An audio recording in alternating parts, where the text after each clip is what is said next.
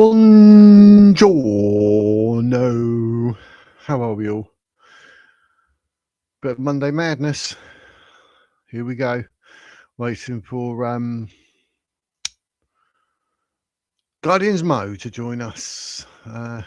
He did put a video up earlier, which I watched, where he's driving around having a quick discussion about the Advanced UK Conference, which was on Saturday, which I've made notes. I bet none of you did. I bet all you watching, look at all that. Look, what's going on? It's like being back at school and you've got to do research. You've got to learn. But, you know, what can we do? What can we do? Hello, Lewis. Hope you're well. Living the dream on a Monday. The sun's sort of out. Yes, I've got my beanie on again. It's a bit chilly. I can't put the heating on because bloody wifey's in the lounge with her blooming dressing gown on, watching New Amsterdam, is it? Some hospital thing on Netflix. It's all nice and cozy. So what can you do? What can you do? So yes, I'm trying a different type of stream today. It's got possibly, I don't know, it might be slightly different for you if you're on mobile. I do the landscape, which is what we all have, and then obviously also got mobile, which is vertical. So I'm giving it a go on both. So, you know, hopefully if you're on mobile, it might look slightly different. Who knows? Who knows? Hello, who's that? Oh, just been inundated. Who are you? Headphones on. I'm not going to get a word, mate. So do not speak. I think they're on. Yes, they are. Right. Speak to me, Mo. Can you hear me? Hey, yep. See, headphones. Oh, what an invention. Can't believe I forgot to put it on. I got a gaming headset, so it's top notch. Yeah. I won't tell you about these things. I feel a bit flushed. These are like 50 quid. I thought, oh, JVC, let's go with that. But I've got headphones. Oh, everywhere, JVC. little ones. Look at these. All right. Won them on Postcode Lottery. Lucky you. I won 2 weeks ago. I won a Costa coffee as well. Nice. I wanted to say too when are much. You gonna win? The time before. When are you going to win the lottery? I've actually got a certificate downstairs because Postcode Lottery, we won £20 2 weeks in a row. Then we won a tenner, and then we won £1,000. Nice, not bad. Yeah, it was, mate. That's straight up the wifey's Facebook, because the street's got a little Facebook photo with like £1,000, and everyone's like, "How do we sign up for the lottery?" Postcode Lottery. So yeah, I saw your video. You're having a little drive and having a little chat, and that I did comment saying, "I hear you." So yeah, I'll probably make a bit more of an in-depth video talking a bit more about the details after this live stream, and then upload it in a few days because there's so much to cover. Anything that like this stream or whatever, I've got it all so it's available. So if you ever want to take anything from you being on this, then just take it. It's not an issue. And if it comes up, obviously I'm not going to copyright it in any shape or form. So yeah, feel free to use any of this, snips or snops or whatever we want to call them. But yeah, if you want to use any of this footage, mate, you're free to do so. So yeah. Yeah, sure. But I'm not logged into my StreamYard, so I don't really know how I'm not allowed to download this stream, I think, because I'm a guest. No, you should be able to just maybe go to like my channel, play it, and then bring it up on screen as you're talking. Maybe can you do that? Yeah, I could, but I'm afraid YouTube might copyright strike me. No, it shouldn't do it. I've got it all so you can do it. But what I can do actually is when we finished, I can download it and email it to you. Yeah, you could. Well, the best way I'd say is to snip it here and there, not to play everything in full length, I think. But yeah, we'll see. Yeah. But there's always ways around it. I'm sure we can do something. Yeah, I'm sure there's a way around. Like next time in your live stream, could I join live with you on my channel with yours simultaneously at the same time? Is that? Yes. I think StreamYard allows that, does it? It does. It's in the settings and it says to allow guests to do it. Let me just have a look in my. I don't think it's in. Oh, guests. Oh, it's already ticked. Guests can stream this to their own destination. It's ticked. So, right. you can do that for next time. Like now. Not now, but for next. Yep. No, not a problem, mate. For next not time, I think. problem. Yeah, for next time. Yeah, of course. Do I have to be? Why not? Do I have to be a paid member? Because I assume you're paid. In what sense? Like paid for StreamYard? Member on StreamYard, yeah. Because you're a StreamYard member, aren't you? Yeah, I pay monthly. I won't tell you how much, but it's a bit steep. It's the membership fee. Well, but I mean, you're a full-time streamer, so yes. Do I have to be a paid member to simultaneously stream with you? I do not think so at all, mate. Honestly, I genuinely don't know, but I'm assuming not, because I'm allowing you to stream it and I'm paying. So I'm hoping not. No. Yeah, you're more tech savvy than me. I can't believe I'm saying that, mate. If I'm more tech savvy than you, then yeah, you're bad. But right, Eloise, I'm out and about, so I can't post much, but we'll be listening. Okay, Cara, we won't hold it against you. That's better. What games you play? Games. There's no games. We're talking about Advanced UK. I won't fit on the vertical format, let alone you two. I've got a little, I don't know if it shows up in your back end, does it, Mo? You got like a vertical and a landscape view? I'm trying it. I don't know if it's going to work or not. I don't know. I don't know. Oh, good to see you, Guardians, Mo. Thanks, Cara. I could have sworn I subscribed yesterday. Oh, well done again. Hi, Wisdom Chat. Yes, because you did the super chat, didn't you, Phil, as well? So I'm assuming that you subscribed. But anyone out there who want to be a member, $1.99. And the supers, you can send Ko-Fis, you can buy me a potion. The link is at the top. Yes, I'm a wizard. You can buy me a potion. Get over it. Julian, good afternoon from Edinburgh, everyone. Good afternoon, Wiz and all in chat. Watched your video, Electro Jock, and I think you need to put a wee bit more boom into your presentation, LOL. But good effort, pal. Advanced UK all the way. I second that. Yeah, Electro Doc will be up. I'll tell you what, because he's not up here, so he can't actually comment back yet. I could just click a button, but I'm not going to, because he's putting his face right up to the camera. But what I'm going to say is, it's those colours around it that really bugs me, the way it changes. Mm-hmm. But yeah, I mean, I'll get over it. But I do watch his videos. Yeah, you got to support Electro Doc, as you got to support Guardians Mo. Link is in the description for Guardians Mo. Yeah, I did watch Electro Doc's commentary on the live stream. Yeah, really good, really good. Yep. And obviously Baraka as well. Hats off to Baraka. He saved the day. Yeah, he did. I mean, that was that's the point. We can kick off on that. What I was going to say, Guardians Mo, because obviously the idea was you to come up, but Electro Doc's invited himself. Do you want him up now, or do you want to talk, or? No, you can bring Electro Doc on. The more the merrier. Okay, happy days. There he is. Look, he's doing his impression of a dragon. Flaming. I'll be quiet, all right, mate. All right, mate. I'll be quiet. Don't worry. I'll sit over here at the bottom. Probably with chat covering me off throughout half the stream. I don't care. The dog's body here. It's fine. Thanks for being a member, Phil. I appreciate it, mate. Thank you very much. Happy days. Right. I think, have I got through most of the chat, or we get on? Cara saying, Electro Doc. Apologies to anyone else watching that I was able to see or text, as I'm hiding out right now. We'll listen and go. Hi, Cara. Good afternoon. Yeah, you do need YouTube Premium to download that. More like the normal one. Right, we're good. Right, happy days. Yeah, the first question, Mr. Mo, is really like, what did you actually sort of think about the audacity before you even started the so-called protest? Yeah, no, yeah. As soon as I turned up, yeah, I was walking from St James Park tube station, about a 7-minute walk past Westminster Abbey, got to the Emmanuel Centre.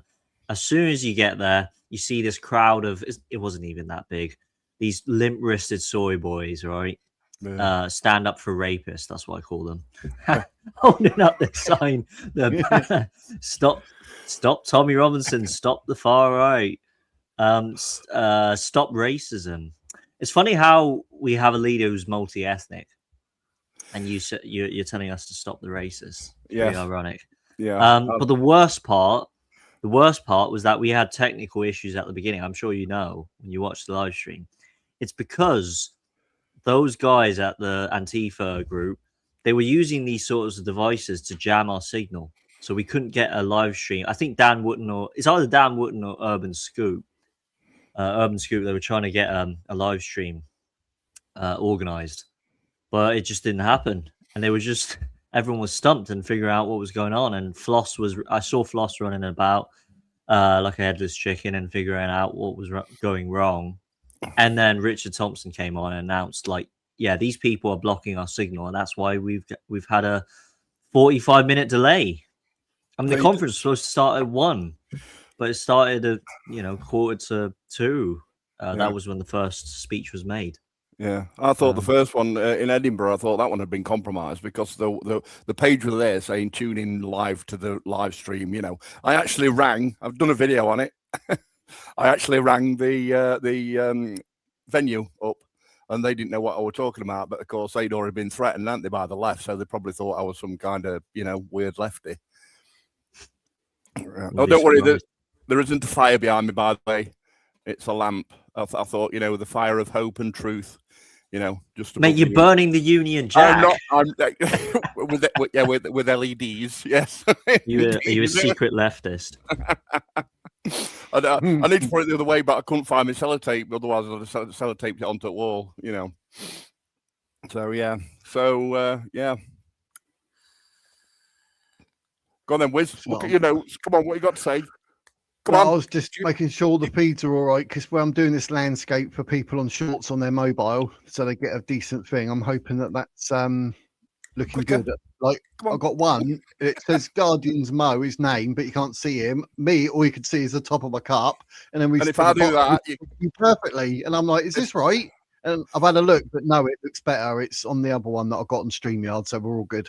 So, Drew Lang said, did you see Tim Allen resigned from Liber today? He'll probably be at Reform by Friday. Yeah, I did see that.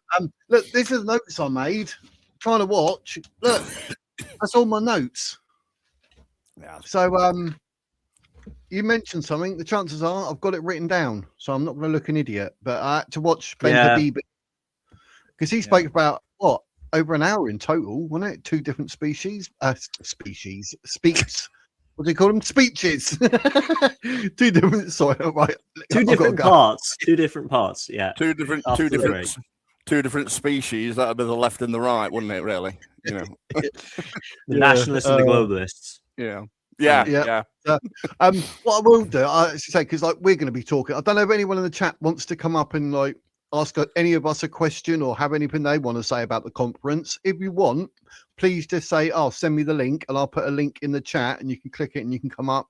You don't have to ask me anything. You might want to ask Guardian Mo, you might want to ask Electrodoc, whatever. So I'll open it up if people want to. But yeah, what do you think was the most sort of made you step back a bit that Ben said with regards to their policies? Was there one that really sort of hit out and surprised you, or one that you really disapproved of, or one you loved? Either. No, I wouldn't disapprove. I wouldn't disapprove of any of the policy. I think they were pretty sound. I would say, in my video I made earlier this afternoon, I'd say I'd agree with 85% of everything. There's 15% I'd say you could definitely clarify. Ben Habib, on what you mean by that. What kind of sequence are we expecting for the policy to come out? How would the policy look like? The specific areas that need to be clarified. But obviously it's still a draft policy, but I wasn't expecting Ben to come out and say that dual citizenship is going to be forbidden. It's going to be banned, because technically that would make the UK the only English speaking, in the Anglosphere, the country in the Anglosphere to ban dual citizenship. That's a bit of a shock to me. That's quite radical. Yeah. I didn't expect that. Hopefully that doesn't. Hopefully that doesn't affect Paul Thorpe's college membership. I suppose it would work from that way round, wouldn't it? From Spain, it'd still have dual citizenship in Spain, so therefore it'd be British. How is he a citizen of Spain? Oh God, no, not this again. Look, my sister, okay, is the travel agent of the family. Okay, how is he a citizen of Australia? Well, he's living over there, isn't he? He's still able to vote over here if he wants to. I don't know whether or not he's a citizen Really? of Spain. Yeah, of course he can. Yeah, yeah. Because apparently Spain is a British colony. Anyway. We cleared this up last time. Yes, but it was Gibraltar is part of Spain and hopefully part of Britain. Yeah. It's the only reason he wanted me up me now. Mate, Francisco Franco is turning in his grave right now. Right. It was terrible. But yeah, I was quite surprised myself by the dual, because that seems to be a thing, isn't it? People have 2 passports or whatever. That's just the norm, isn't it? So I was quite surprised by that. I'm trying to think whether, to me, that's a good thing or not. I'm on the fence, maybe 50-50 on that. I don't know. I think there should have been a bit more debate about it, because I'm happy with it. I think dual citizenship should be forbidden for certain countries, though. For United States and Canada, is that really a good idea? No. Yeah. That's what so do you think it could be a policy that you say, quite wisely have said? Do you think it could be country dependent then, maybe? Yeah. Would that more appealing? Or what if you're born with a dual citizenship? You didn't get to choose it. It's not, you didn't voluntarily choose that. So what would happen? Would your citizenship be revoked? And what would the country that issued that passport to you, that's not the United Kingdom, say you had a dual citizenship with Poland or something, what would Poland say about that? So there's going to be a lot of negotiations with other countries. I don't know how it's going to appear. Plus, I don't know how that's. Plus, most of the policies were still in draft form, weren't they? They're still working on them in the college. Yeah. I did actually Google it. I didn't ask this thing on my wall. I actually punched the letters in onto Google, and that said, yes, you're allowed to vote when you're abroad, or if you're a dual citizen of any country. Yeah. Really? Because when I was in Hong Kong, I couldn't vote for the Brexit referendum, unfortunately, because I was in Hong Kong. But I wasn't authorized to be able to vote because you don't have an address in the UK. Well, that's because you were living in an authoritative country, weren't you? That being China, you see. Well, I don't know, but I have a full British passport though. Yeah, but they were right. So they wouldn't allow your vote to count over in England. They should have done. I don't think you should be able to vote if you're outside of the country. Fair enough. It's just because that would create a lot of problems. Imagine half the population in India had a dual citizenship, and then they voted for, I don't know, the Greens or something in India. It would be a nightmare, wouldn't it? It would be a nightmare, which is why he's on about banning it. So there you go. Yeah, why Benavidez on about banning it. So. Can you still hear me? Cherry's got a question saying, did anyone else think that Leo Kearse was deliberately very near the knuckle and in the current climate was as close to assist as you could get? I only ask because he is openly a recycle supporter. Recycle. Reform. Anyone? I've never heard him come out in overt support for reform. That's the first for me. I think Leo Kearse was just a bit of fill-in. I don't think he's affiliated with Advance UK. I think he would just say as a comedian for fill-in during the conference. However, his points were very on point for Advance UK. Yep. You don't want to find Osama bin Laden in your bath, do you? Definitely not. No. Oh, apparently it's going to be tweaked with regards to dual citizenship, so that'd be good. It'd be worth keeping your ears and eyes open for that one then. I think a lot of people are upset by the dual passport. They possibly resend it or have a new one restricted or something.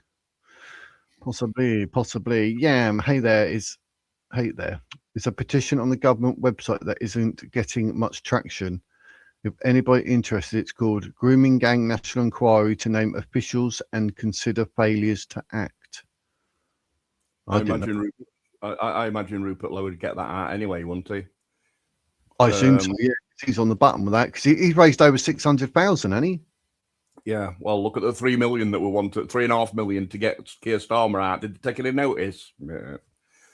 Yep. No, that's not how it works. Phil's on the button. Something doesn't work. Rupert, do an inquiry from donations and help from Elon Musk.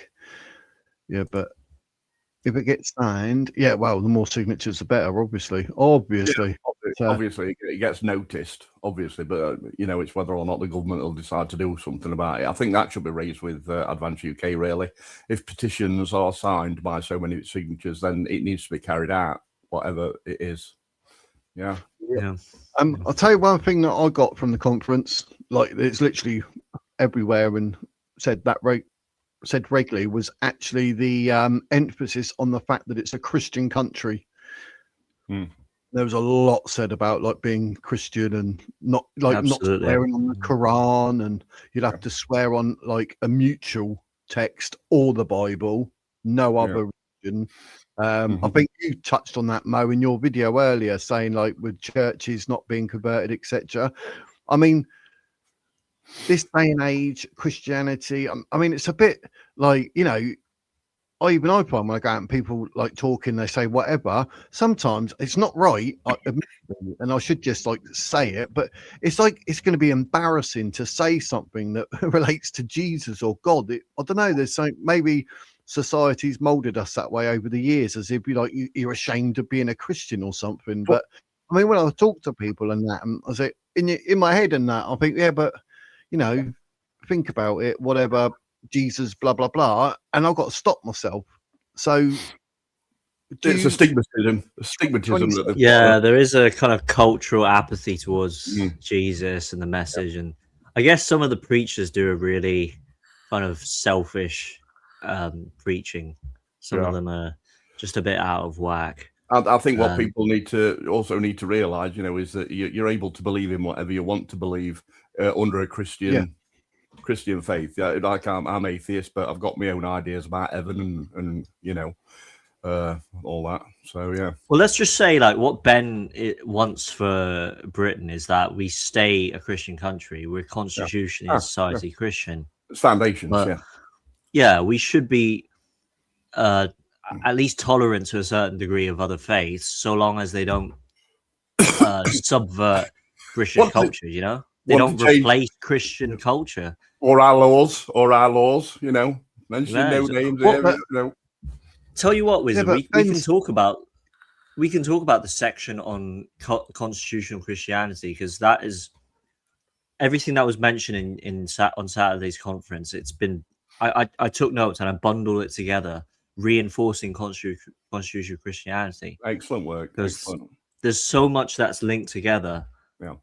Maybe I'll tell you about the bullet points. So, foreign courts, Sharia courts, Hindu courts, whatever, they're banned. Yeah. Swearing on the Quran in Parliament or any foreign religious text, that's banned. You can only be sworn into Parliament on the Bible, or there's a neutral oath. As I said, conversion of churches into foreign religious buildings. So you got Islamic, mosques and synagogues and Hindu temples, Shinto temples. Those churches remain Christian. They can't be converted. It's banned. Cousin marriage is going to be banned. The burqa and the niqab is going to be banned. And a public call to prayer is going to be banned. There's lots of banning. Yeah. And it needs rolling back, doesn't it? Really? What would you say about that, you two? But did Ben mention something about even like foreigners? You're not allowed to convert people to. Yeah, he did. Yeah, no proselytizing. Yeah, that's what he said. I don't think that's on the bullet point. I don't think that's on the bullet points that were listed on my page. He only mentioned it like a second or two. No, I mean on the pinned comment. I'd done a pinned comment, and also in the description, I've got the list up of all the bullet points that they've made by another member of my channel, and she put them all together. And I said, "Oh, I'm pinching this. Have a slice of cake." So I sent her an emoji of a cake. She was very happy with that. Yeah, but there's so many points. Yeah, but I don't think that was on there. I was thinking about it last week. Well, it come up in a dream last night when I thought, "Oh, right, no, that's not on there," and then just went back to sleep again. Yeah. So, but yeah, which one are we talking, Mr. Mo? You know, you mentioned a few there. I mean, I agree with all of it, but I think the swearing or banning swear on the Quran, that I think is just genius, because like this is a Christian country, it shouldn't even be a thing regardless. So yeah, I agree with that. What was the there's another one you mentioned. Cousin marriage, burqa and niqab, public call to prayer. Those are the religious practices, I think, that Ben wants to ban. I mean, I don't understand how anyone from another country should come here and then say, right, I wear the burqa or niqab, because this is not a country format. So I don't get that. I never have got that. So banning that, you know, other than the fact that it seriously oppresses women, what's the point of like having hair and, oh, this makes me feel good by doing my hair. Oh, put a bit of lipstick on. This makes me feel nice. Oh, no, you can't do that. You got to wear a burqa. That is oppressing women. I think it's disgusting. I've never liked it, personally. Exactly. I mean, the key point is it's not parallel with Christian culture, Christian morals, I suppose. Yeah.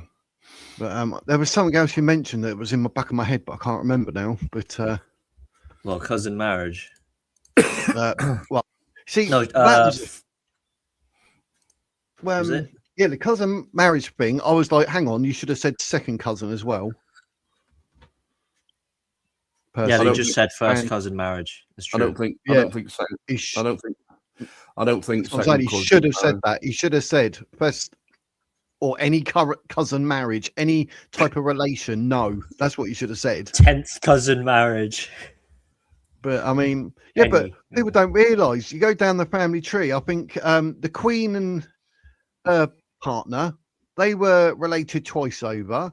Even Kate and William are related if you go through whatever in one shape or form. Do you know what I mean? It's like, but it's first cousin, second cousin. That's definitely not. It's only first cousin marriages that, you know, have a 25% chance of making your kids walk backwards, mate. Right? Your second cousin, you're all right. You fancy a second cousin? Hello.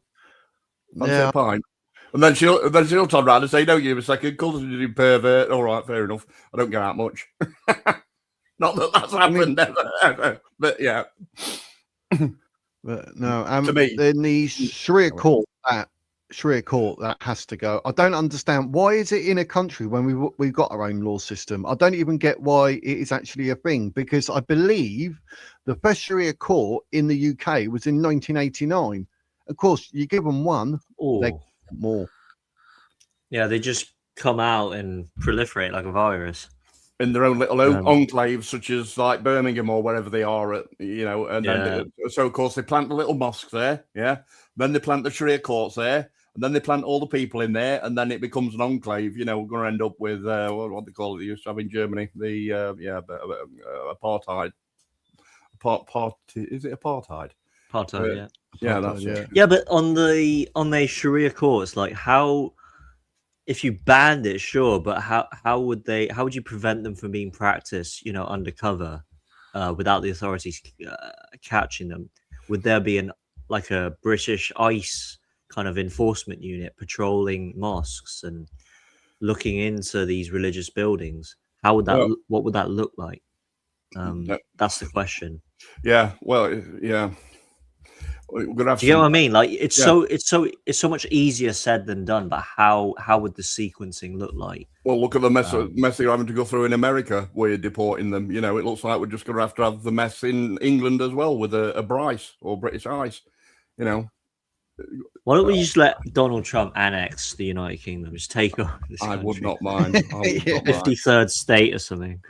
I would not mind. I can have abolish the royal family. As many golf courses as he wants.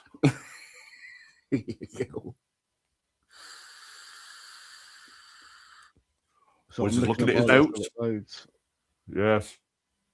Yeah, I've got so much, because I was hoping like to talk more about like the Christian side of it, like, because I know Ben did say like you have to recognise this as a Christian country, which I thought, well, you know, people don't, because they come here, you know, trying to force their said religion on you.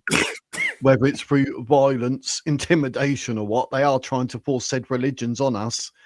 So to recognise it as a Christian country, I mean, that would be the first and foremost. But surely then we need education for Christianity, would we not? Because not everyone goes to church. So do you know what I mean? How you doing, Howie? So, you know, what? No, he did mention that. Ben did mention that in schools they should be educated on British history. Yeah. The curriculum, they're going to work on it. But as I said again, he didn't clarify how, because there's still a draft policy.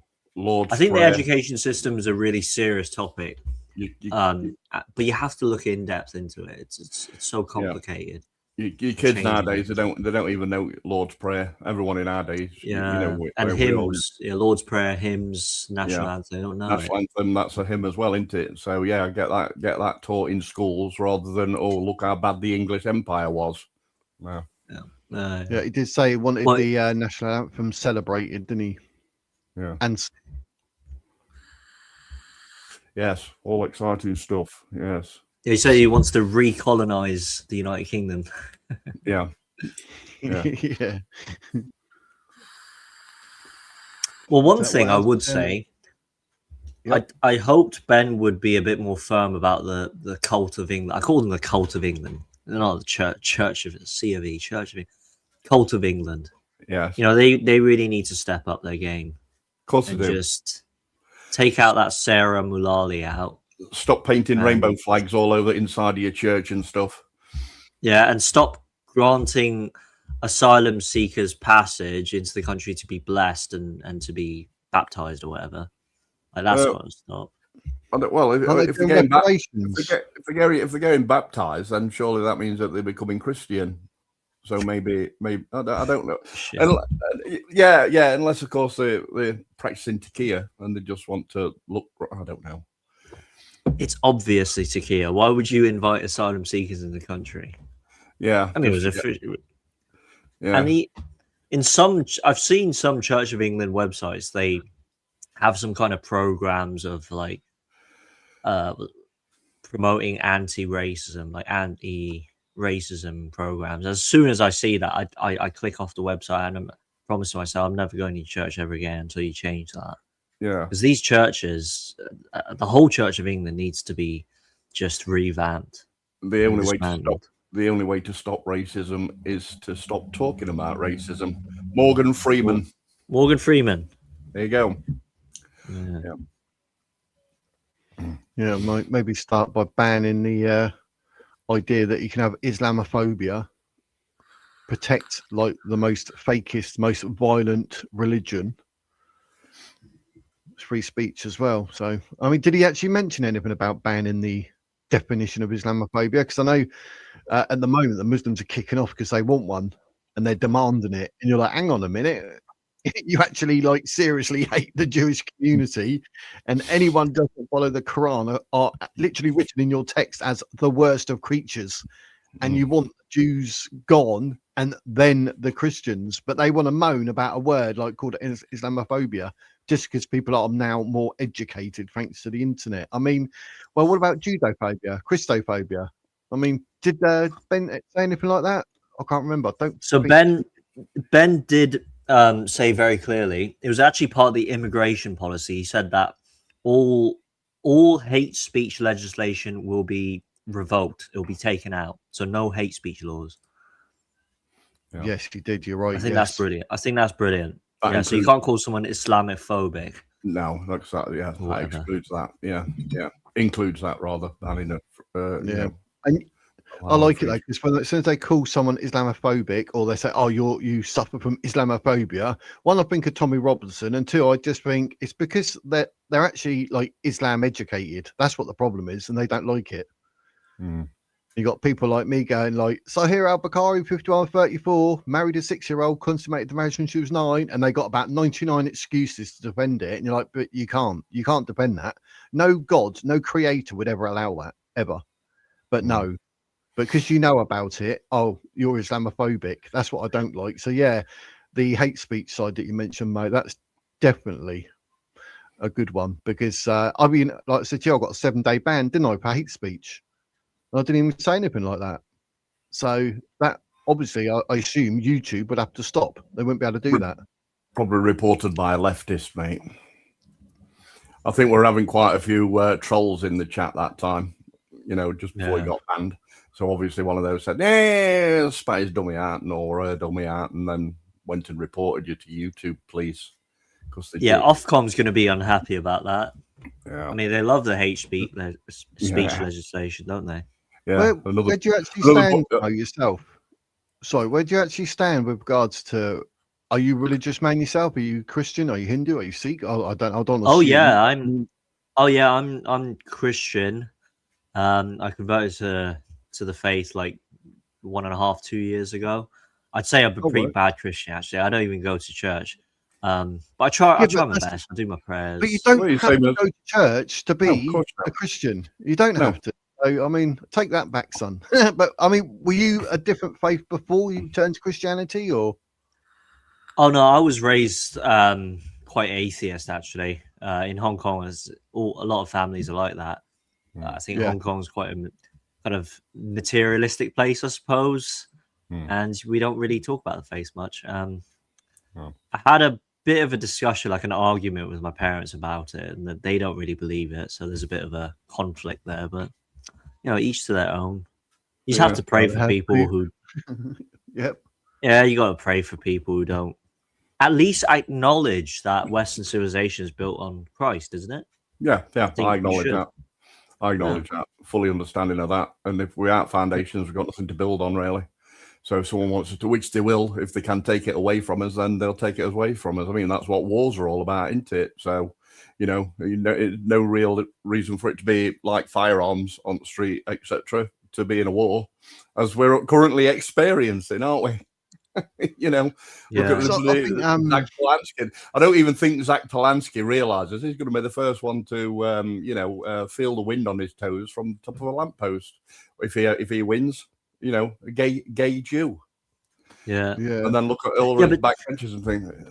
But just for the people in the chat and the people watching this, actually, like, nobody's mandating you to be Christian or convert to the faith. But if you actually just go ahead and read the Bible, there's a lot of the stories in there, especially in the New Testament. It's really interesting. It's one of the greatest historical recountings of Christ and his life. It's really, really.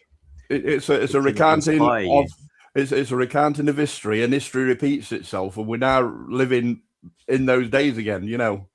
We're repeating history, which is a famous thing that we do. So that's how I think about the Bible. All the verses and everything fit to everything or anything that's happening nowadays.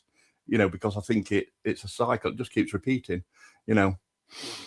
Wait, Wizard, can you show that New King James Bible you just had? Can you show? Sure, you don't want to see the Quran? Just prove that I've got it. When people say, "Oh, you can't say this and that," like, I've got the Quran, mate. I read it. I'd watch it, mate. I can read that over and over. Sure. Yeah. Oh, right. Okay. He's going to get a screenshot of that, mate. It's going to be his best company tonight. Take a screenshot, mate. Page up, right? I'm off to my room. Well, I think that's where education comes in. That's what Ben said, especially at school and teaching them, because don't forget, there's actually quite a lot of genuine evidence on this planet that proves the Bible, because there is a letter from Pontius Pilate saying, "Oh, we're going to have to crucify Jesus Christ, but I don't really want to, but the people are calling for it." So it's there, it's written, we have that as evidence. So, and there's more evidence that backs the Bible up, and literally understand, when it comes to the Quran, where's the evidence to back that up? They're building in Mecca, they're building all these things, all this building and construction going on, you would not believe. Guess what? 0 artifacts found. 0. Why is that?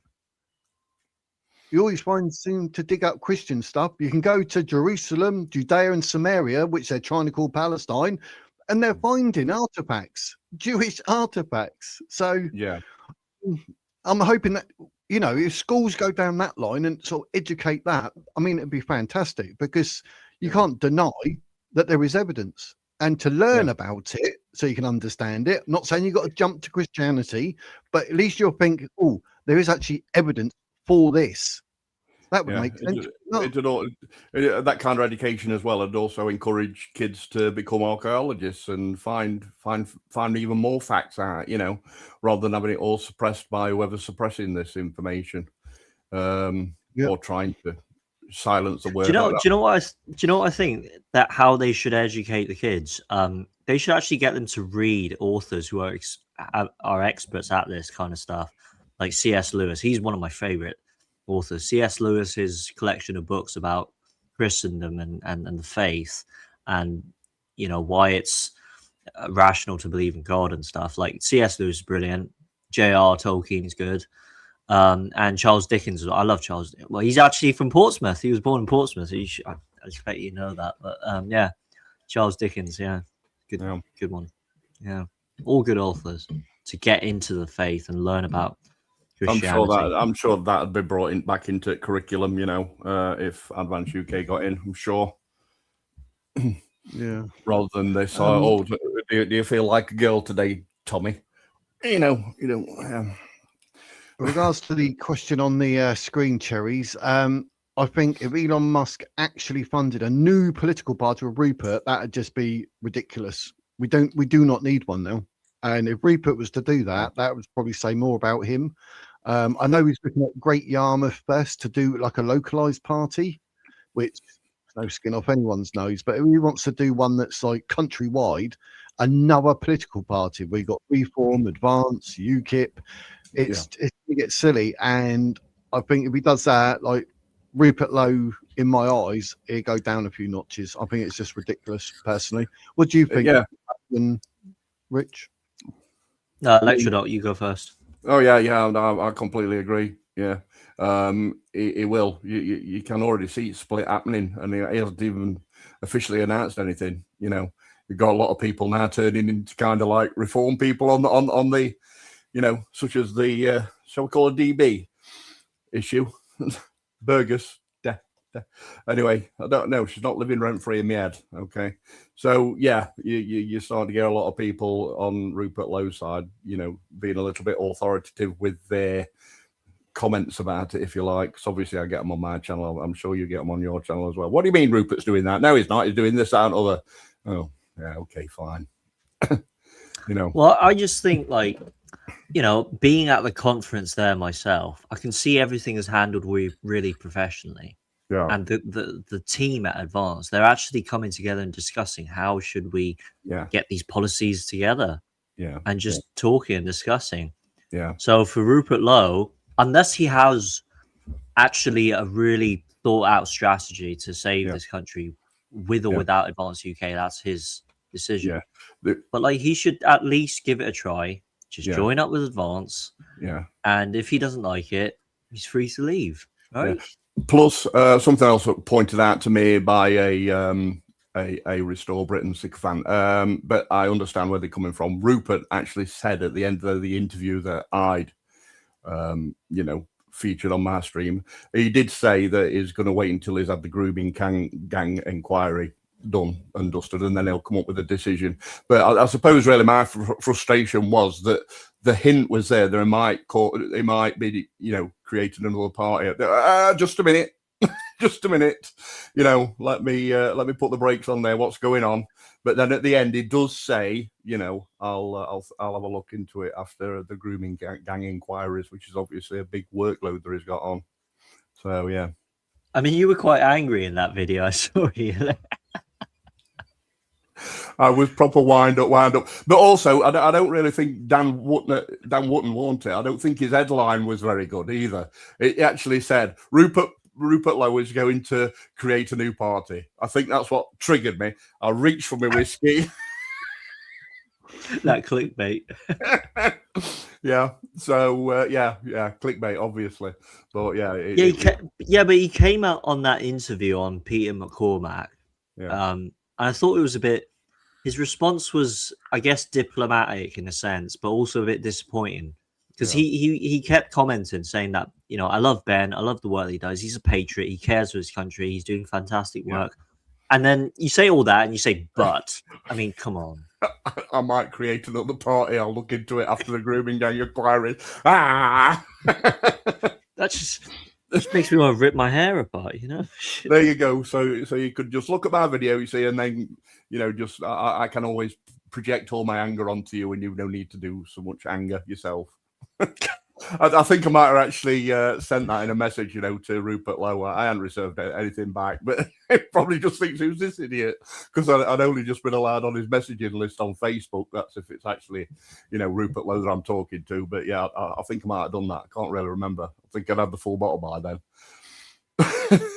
Yeah, I think you guys, I'm not sure if you guys watch Paul Thorpe and Richard Inman. In some of their live streams, they keep saying there's these people, these worm tongues surrounding Rupert Lowe, these young ethno-nationalist sort of tending people. Yeah. Maybe they're whispering in Rupert's ear and saying that, you know, don't join Advance. And, I'm not a big fan of Charlie Downs, honestly. The way he talks about certain people, it's just yeah. Might be true. And Steve Laws. Steve Laws, for or against? Is it Steve Laws? He's not an ethno-nationalist. He's an ethno-preservationist.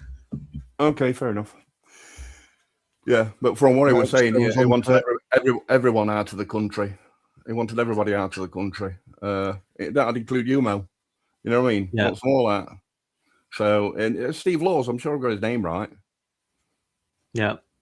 Yeah. I wanted to talk about that on my channel, but it's so complicated. There's so many points to cover.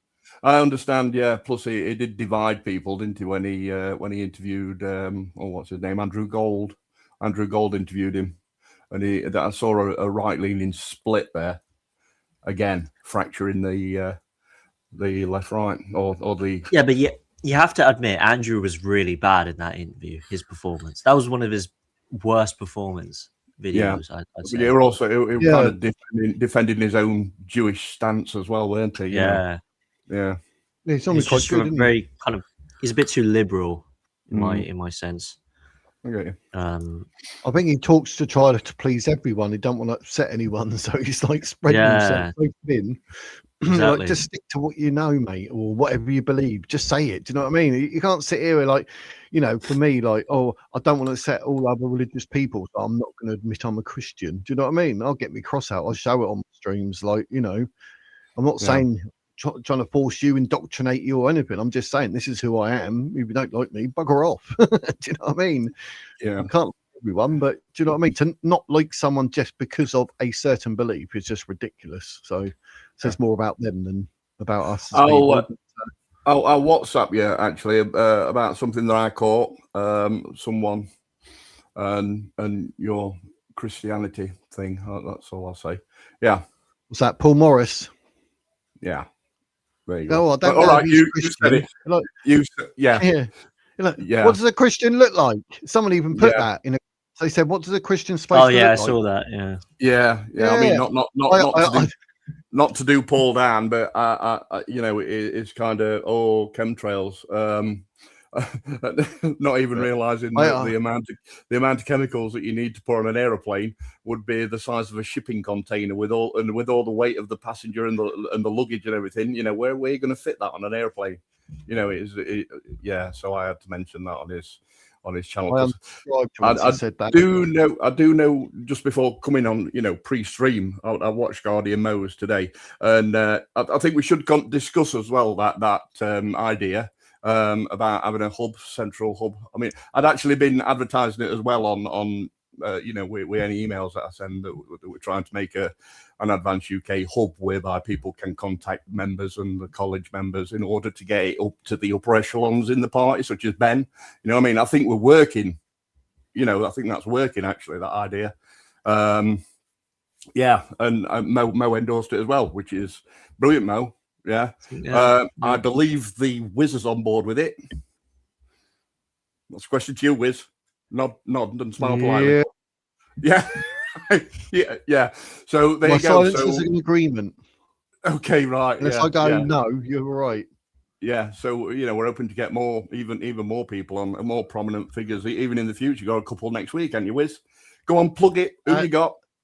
No, I've got Dr. Craig Walton tomorrow at 1 p.m. Yep. Excuse me. What's his speciality as well, mate? Do you know? He actually he's an earth scientist. He does geoscience. Yeah, he looks at culture, geoscience, energy, immigration, education. So we'll be discussing that tomorrow. Lovely. And he's also an author. He's got science fiction, and some fantasy. I was like, because he said, will you be mentioning my book? Yes, I will actually, because like you're good enough to come on my channel. I will be mentioning them because I said I've written a book myself and I was sent it off to like agents and publishers. It's a bloody nightmare. They're like, no. But then Harry Potter that got refused about 18 times. So you know, my fantasy novel. About 79,000 words, but I haven't written book 2 because if no one wants book 1, I'm not having 2 books that I've written that no one's going to read because that's just ridiculous. And it takes a long time to write, and it took me 2 weeks to expand it, edit it, and do it. Keep reading every chapter. Oh, mate, it's not as easy as you think it would be, but it's enjoyable. No. Did you go through the whole process for like publisher, editor, someone proofreading your book? No, I've done it all myself thus far. Like literally, I spent 2 weeks going through every single chapter, which there's 26 of them. I've gone through them 4 times now, editing, enhancing, taking bits away if I repeat it or whatever. So I'll go through all that. Like I say, it took 2 weeks, and then what I do is I get 7 publishers and or agents. Send those 7 off. By the time I get 5 refusals, I then send the next batch of 7 off. So, but I mean, I've only found one actual publisher that's actually accepting. So I'll send it off to them, but I haven't heard back yet, which might be a good one. But I've heard back from agents. Yeah, I think you finished your book, didn't you? When you were in lockdown from YouTube. Yeah, so you finished your book off for your week's holiday. So next time you get banned, you can do as an audio book. So I don't really read. I can read, but I can't read. I read Facebook. So, but you never know. If you ever see on the bookshelves and it says Wizard No Name and the Book of Creation, then you know. You think, hang on, I know who wrote that because it's not my. I know that beard. Yeah, I've got a pen name. I'm not using my real name. And then book 2, Wizard No Name and the Dragon's Blood. That's 1 paragraph in, but I'm not writing any more until anything happens. Yeah. But anyway, where are we? Advanced UK. Come on. We're supposed to talk about Yeah, sorry. We missed a question on the comments. I think it was Cara who was asking it. What is Ricky Doolan's official position? He doesn't have an official position. He's just a spokesperson, I suppose. That was the guy who gave the decent Christian speech. Christianity, yeah, with all the airbag. Maybe could send him an email if he's got a YouTube channel and I can get to his email address. He's got one. Yeah. He was actually part of UKIP. He was part of UKIP before, and then he moved over to Advance after a lot of convincing from when it's all the light. Yeah. I've been tagging people in my X posts on Twitter or X, whatever you want to call it. So, you know, like Sarah and Nick Buckley, everyone's saying about interviews and that, but without actual proper contact details. You know what I mean? So hopefully, if they see that, then I can find a blooming email, and they'll be like, "Oh yeah, I remember this on X." So it might refresh their mind. But if they've got a particular YouTube channel, then just click on more. You know where it says details. Click on more, and it'll say in there view email address. Yeah. All that, and, but like Paul Thorpe, he hasn't got one, or he didn't have one. I can't put, or did he have one? But there's some people you click and, or it's not even there. The option. Paul Thorpe has got one. That's how I managed to get into. Yeah, that's what I mean. Yeah, Paul Thorpe did, because it's to do with the when he was selling his watches and that. But there's other people like not even there. They obviously haven't put in an email address at all, so it's not even there to click, which is annoying. But yeah, I'll try and get them through X. But you know, it's got to be done. Yeah. But, we'll see. But where are we? Ban companies from excluding white job applications as well. Yeah, white people are being like racist. What about the face recognition for all UK people, but not if Burqa is wearing it? That's very true. The face recognition wouldn't work, would it? If Mood gets to PM, she will. All girls and women wear it. I can see it. Yeah, well, the best thing in our life is our religion, which is worrying. I mean, it shouldn't. Shouldn't be a thing, should it? Good afternoon. They have Sharia pensions. Yes, they do. Advanced UK, UFOs are here. Wiz, what area of the UK? I'm in Portsmouth. I can look out of my bedroom window and I can see Fratton Park, and I can hear it on a Saturday. Ban convicted terrorists in MPs. Yeah, definitely. Oh, they were working hijab because of the heat out in the Middle East to protect their skin from burning. No, it's about they'd be wearing men are perverts. Yeah, yeah. they can't control themselves. That's why they keep trying to wape. This is why they keep trying to wape our English women. Because they're this is not covered. Good, we are close to becoming an Islamic state. I mean, blimey heck, if they get 50% of this country being Muslim, they will force it to be Islamic. So what Ben says is really, really important with regards to being a Christian and proud and culture, in it. Yeah, they already block vote as well, don't they? So the entire family will have one head, head person to do the voting for them. They've got no say in it. The women haven't got any say in it or anything like that. So I think we'll find out in Gorton and Denton. If the Greens get in, it's obvious that it's been block voted in by a certain demographic. There's a question for both of you. Advance simply don't have the numbers to make any real difference at the moment. I can't see that changing anytime soon. From Graham, what do you say? Go on, Mo. All I'll say is, everyone said the same thing about reform when they started until Farage got in. So yeah, it's not about the numbers. It's not a popularity game. It's not a celebrity contest. No, it's about delivering what's right. And Advanced UK is that. Yeah. We do need more structure, but still votable. Think about voting for our clearly stated. Reform UK is only 50% ready at the moment. So if there was a blooming election tomorrow, who are you going to vote for? Yeah. Reform UK 50% ready. That's worrying.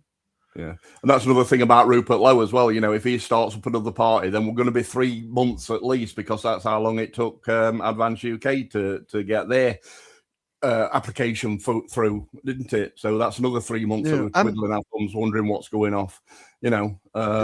Jumped into my head. You two. A question to both of you. What do you think about Reform UK and what they've been saying and doing with regards to Nick Buckley and his Gorton and Denton sort of being up for it? I mean, they've been sort of labelling like misogynist and that, and they Reform are literally attacking him. I mean, have you seen it? Heard it? It's something that are true. I haven't.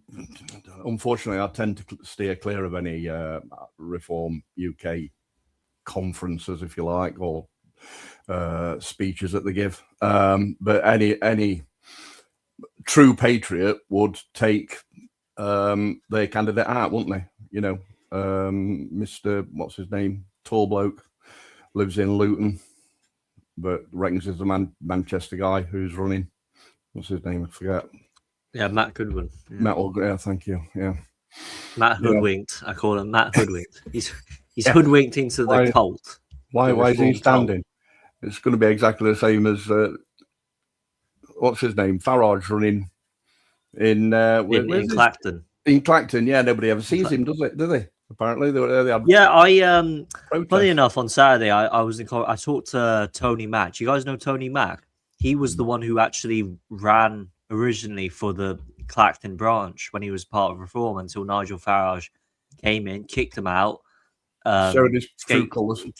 Yeah, show his true colours. And Tony Mack, you can see his interview on Andy the Gabby Cabby, and also Paul Thorpe interviewed him as well. I spoke to him on Saturday.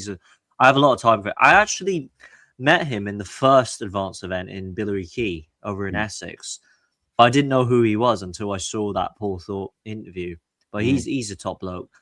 He's just a member of Advance right now. I asked him, are you going to become a Clacton candidate if there is ever a by-election? Yeah. And, he says it's not off the tables. Yeah. I'm hoping I can get him in for an interview. Yeah. I got his contact details. Tony Mack, he's a good guy. There's a lot of good guys in that conference, but yeah, I have a lot of time for Tony and yeah. I think this whole, to answer your question, obviously, reform throwing insults at Nick, that's just cult mentality behavior, isn't it? Yeah. It's even the biggest sticker fan, June Slater. Do you guys know June Slater? Oh yeah. Like even she came out and criticized that move to bring in Nadeem Zahawi, that vaccine mandate guy. Mm-hmm. And even she just has her rose tinted glasses. If you made Nigel Farage come out and say the Earth was flat, she'd make up some kind of excuse to justify that. Yes, it is, and Zia Yusuf also believes that. So of course, yes, I believe that too. Yes, it's correct. Yeah.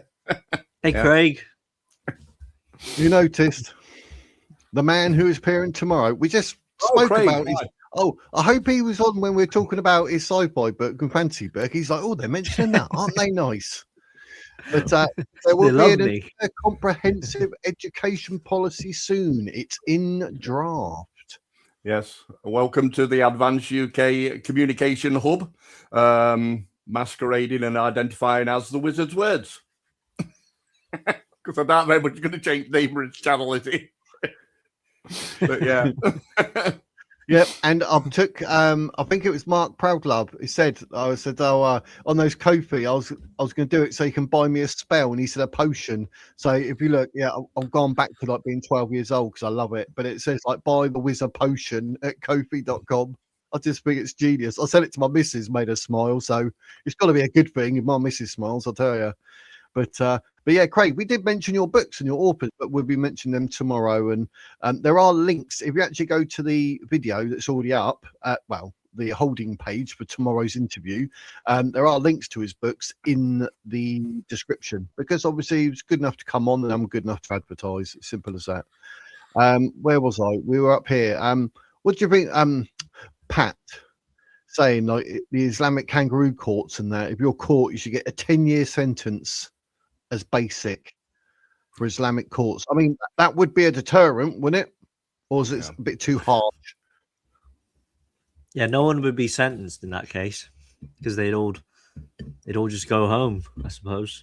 It's back to their Islamic third world battle wars. Yeah. Yeah. Plus, of course, not forgetting banks were deep in Sharia. Yeah. Not forgetting they can also get away with saying, oh yeah, but it were religious things that all preaching, and they can get away with that now because our government is so weak. I was preaching religious things when I said slit their throats, etc. Or all that. Yep. It's legal. It's legal for them to say it because they can get off on it, or you get off with it by saying it was religious teachings I was teaching. So you can't do fucking hell spells. Drew Lang says, in the time Advance has been around, they're growing faster than Reform. And then to back that up, Phil comes up and says, Advance have more members now already than Reform did last election. Truth. We had Dr. Craig Walton.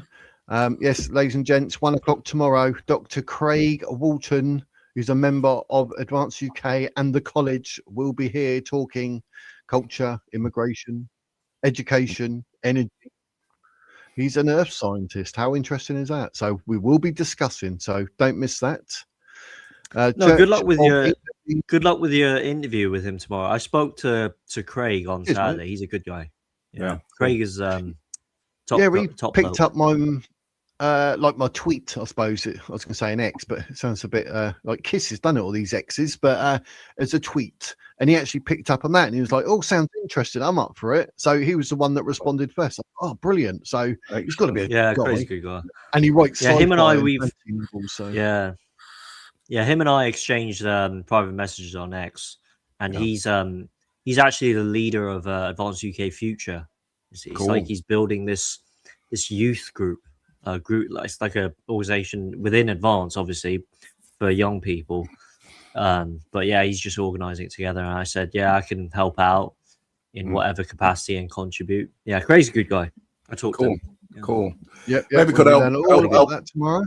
Maybe it could help this channel get more prominent figures on. That was the thing. Did you do anything with Ben regards contacting the channel at all? Mo? Paul on Ford said Saturday. he's going to have a word with Ben. Sorry, Wiz? Yeah. Okay. Paul Thorpe said that obviously I've got his number now with WhatsApp and that, and he said he's going to have a word with Ben for me and possibly Sarah White. Is it? I like Sarah One White. that done the flag and got arrested.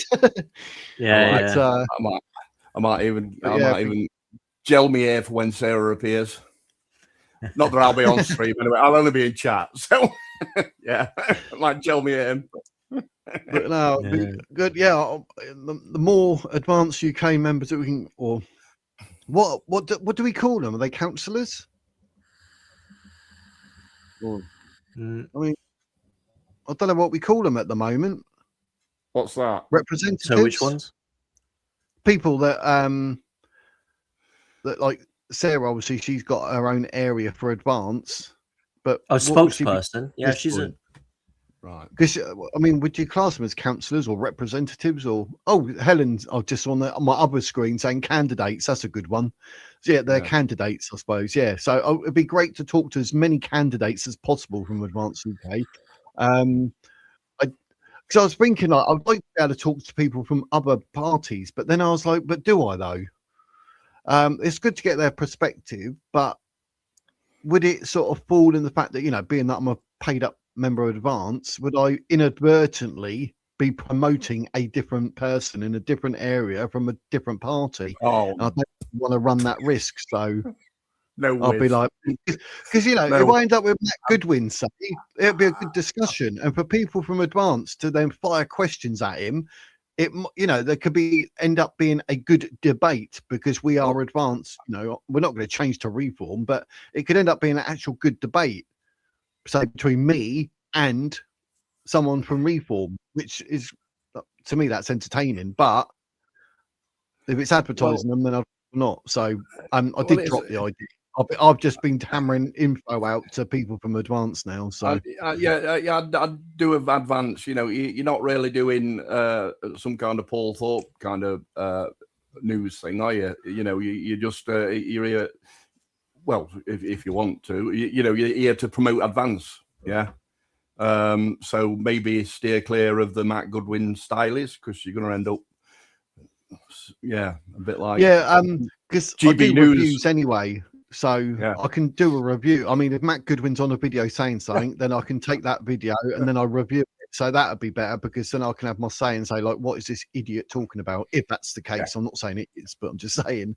So, mate, so that's what I was thinking, like, to do it because I think on my page I put news, politics, news, reviews, and interviews because it rhymes.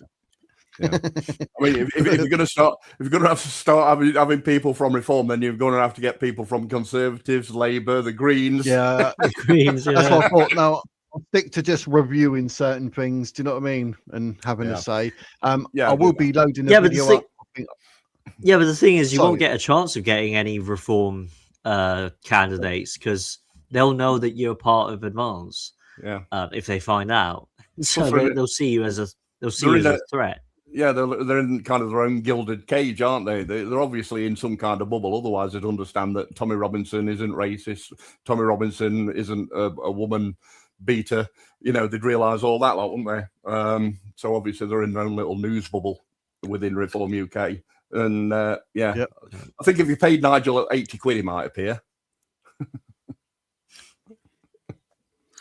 Wait, did you guys see? There was a comment earlier. Did you guys see the fake letters in G&D, Gordon Denton? I think, someone actually mentioned that. I don't think we from Reform. All the way down to it. Yeah, I don't know. I'm a bit fake it. Yeah, I find that really sus because they're supposed to have a legal imprint on every letter issued by Reform UK, but apparently they're coming under a police investigation, and the Electoral Commission is getting involved. So. Wow. Yeah.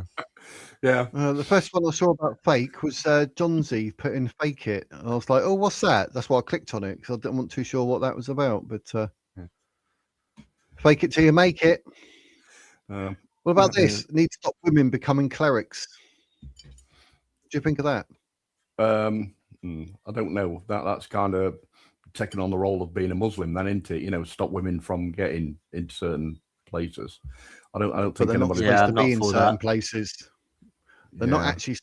If you look at Christianity as a rule, then women should not be said part of the church. But we're in 2026 now, so where do we draw the line? Do you know what I mean? So, Well, I'm 50-50 on it. allow women to become clerics as long as they're not dressed in a burqa. There you go. How's that? Cara, to be honest, I wouldn't swear on the Bible either. The Lord Jesus said not to swear on anything. So I swore on a few hammers when they hit my thumbs. She means words like titties and willies. You know, you shouldn't do that on a Bible. Here's one. Mo, I'm going to click on this one. This one's for you. All right, mate? There you go. So, right, okay. You on now, mate? Right. Now I understand. Christianity is gay. Islam, religion of the sword. Yeah. But that's the strength of Christianity, is that they don't rule through violence. They rule through humility. Yeah. We rule through tolerance. I like that. Yeah. Review through humility. Yeah. Islam is the religion of the sword and some stab emotions. Yeah. I mean, what's the saying? Turn the other cheek. I mean, Islam slaps both cheeks and thrusts a knife into your belly. So there you go. Yeah. And sets your plane on, puts a bomb in your plane. So, you know. Yeah. Or in the middle of your concerts. We build, Ariana Grande. Yep, like to do. So, well, there was something else to do with Christianity that I read that I was like, what was it? Reinforce Christian heritage, prohibit conversions of churches, flags mandatory. And I swear, what was he said constitutionally and cultural Christian. Oh, I think we mentioned it actually. Maybe we have. I think we've gone through the Christian side. Wait, here's one, Wizard. Fund councils to promote Christmas, Easter, national celebrations. Funding local council. What do you think about that? A thumbs up from me. Yeah. Definitely. I mean, blimey, it's like if you're a Christian country and you're paying taxes and it's going to promote Christianity through education and for what you've just said there, then I can't see anyone being against that. What do you think, Electrodoc? Well, as long as they're not doing what they call it, where they've got the baby Jesus in there and all the three wise men are all around it, you know, that nativity. As long as they're not making nativity out of chuffing rugs, you know, it gets my vote. Invest in some proper statues of the nativity rather than using people depicted as rugs like they did this year. But you know where I'm coming from now. Yeah. This is but the magic carpet. But the thing is with these councils, right? In my local town last Christmas, there wasn't any excitement for Christmas. It was just some kind of, I don't know, lantern festival. What the hell's lanterns got to do with Christmas? It was some kind of winter solstice lantern festival, and kids could build their own lanterns and stuff. There was no thrill or excitement for Christmas in my town in Wiltshire. And I'm sure that's quite common in every town in the UK.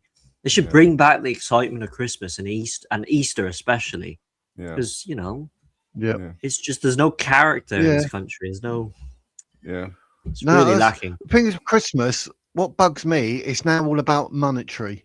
What you're getting, how much. Hang on a minute. Christmas is an actual Christian holiday to be celebrated. Yeah, but what you're getting? You're getting the iPad or you're getting a football. Do you know what I mean? It all seems to be even monetized. Very commercialized. Yeah, commercialized. But even the Coca-Cola advert, you know, that's even the Coca-Cola advert, that's been, you know, heavily not subsidized anymore. What are you doing? And I'm not that side. He got it right, so I thought, we're going to give him a poke, and I thought I'll see if I can poke his head, but it's not working. Even the Coca-Cola adverts can't decide how many wheels they need on their Coca-Cola trucks. Yeah, because it's more done with AI now, which is shit. You've seen the AI, and the truck that they keep showing from different angles. It grows a new set of wheels as it's going by. It's just terrible. This is what I'm saying. See, look, I'm not a big Christian, but I thought women were not allowed to lead the church. No, they're not. Hence why I said, like, they shouldn't really. Even in 2026, like I say, you could change whatever, but the crux of Christianity is this: women should not be leading the church for whatever reason. But that's just the way it is. Wait, what if it was a woman, but he identifies as a man? Can he still be leader of the church? That woke crap won't work in Christianity, mate. Otherwise, I'm going to identify as a woman myself, but I'll keep my beard because it's manly. What? Makes no sense. I can't grow a beard. So what does that make me, Wiz? Am I not manly anymore? Yeah, me neither. Well, am I a lady? Do I now identify as get some man boobs, a bit of lippy? I've got one man boob. I've got no hair. I've got no hairs on my chest. I haven't had a shave for a month. What about when Ben said the Equality Act? Get it out. Yeah. The Equality Act. What did you think of that? 2010. Yeah. So that's to do with workplace discrimination. Yeah. I just think it should be scrapped. Yeah. Mm-hmm. Yep. Like, it's so subjective, isn't it? Like being discriminated based on your gender or your race. And I can be a pot washer. I can be a pot washer. Look. Yeah, I'm very good at that. So that's merit. That's not equality, whatever they're calling it. Not equality. I'm just good at pot washing. and Pringles eating. There you go. I can dish out Pringles for everybody if you want one. Yeah. Mate, you can audition for Deadpool with that hand. Yeah, I know. Yeah, good. Yeah, exactly. Yeah. when it's coming across his landlady's shoulder, like, yeah. I actually did a video on that saying, "Oh, wait a minute, why was I not shouted to do this?" You know what I mean? Why did they have to use CGI if they didn't have to? I've happily done it. Graham says banning certain types of clothing. Obviously, we were saying about burkas, weren't we? Niqabs. Sounds good, but how are you going to practically enforce it? Well, you're wearing it. Well, aren't they doing it in Germany? They're doing it in Germany and Italy, right? The police are going down and saying, I believe so. You got your $5,000 full-on niqab. You're taking it off. Yeah, or you get arrested. Yeah. Yeah, I also think that was part of the COVID thing, to get us used to people wearing masks. So now every time I see someone wear balaclava on, I just, instantly dismiss them as having some kind of face nappy on, because they use that 2 years to get people used to it, if you like.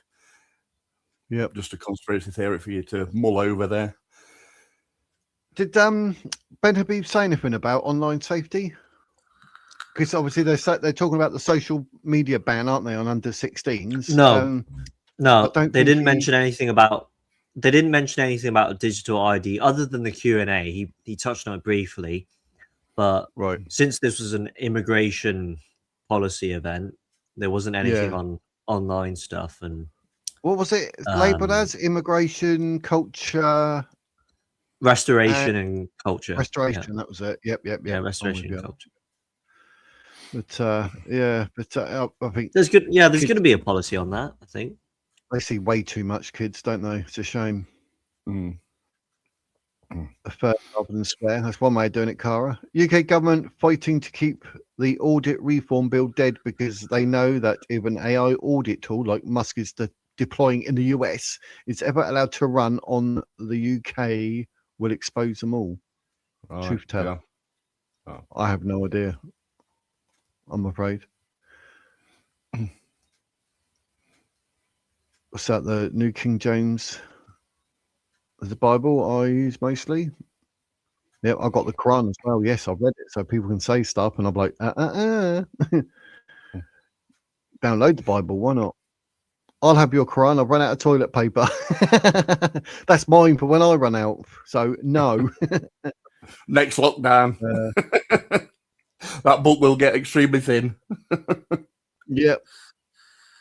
If you don't start using the churches again, you will lose them. They will become a mosque. Leslie, that's exactly why what Guardian Mo said, that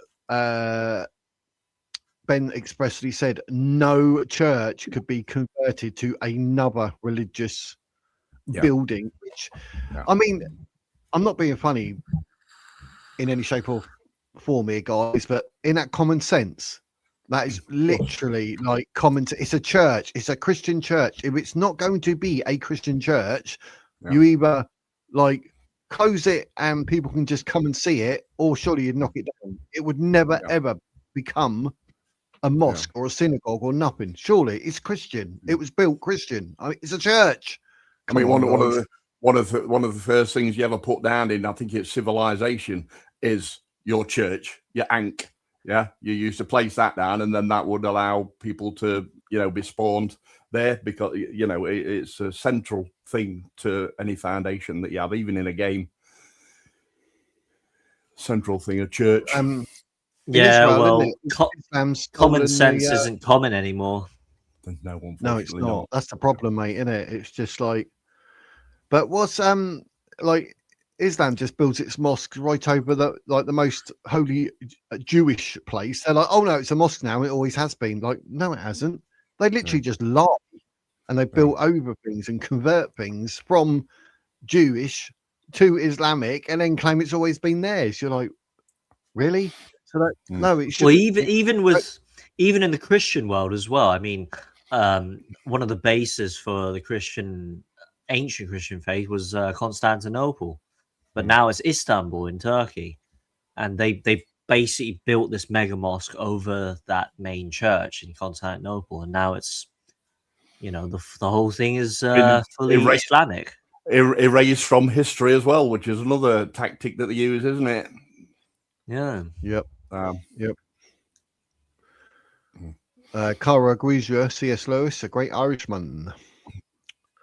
We, the UK, have a Muslim in charge of education and Christianity being taken out of schools, teaching the Quran, praying, etc. Yep, correct answer. Yep. That's where, like, because Guardian Mo said, like, about what Ben Habib said. That's why I think it's just I'm not going to say common sense again, but it's imperative that not only we listen to Ben, but we're going to have to do something about it, i.e. vote, support Advance. Otherwise, it's not going to happen. And then all the times that me, Guardians Mo, Electrodoc sit here talking about it, like, we can all talk, but we're not willing to get off our backsides and actually vote. Yeah. Then all this talk is for nothing. Correct. And then you will be looking down the barrels of an ex-Christian country because it'll be Islamic. So, correct. Wisdom used to be a voter until I converted him to Advance UK. Didn't used to be a voter. Yeah, but then again, I didn't vote when Labour got in. I didn't vote then. And then I thought, wait a minute, I need to give myself a kick up the backside. So, yeah. Yeah, but the voter turnout last year was terrible. It was. I can't imagine how it would be like in 2029 if it what reaches was it in the above end? Less than 30%. Through the roof, if you ask me. Sorry, I think it was 30%. Was it? Was it that I'll high? tell you, was it less than 30%? Well, it'll be one of the two. Unless it is 30%. It'll be one of those other two. Less than 30, because I'm sure it said 20 something, but obviously I don't want to sort of commit to say whatever if I'm wrong. Yeah. But we all know it was high. Like the non-voter turnout, that was pretty staggering. Yeah. Well, this time I think it's going to be through the roof. I think everybody's realizing.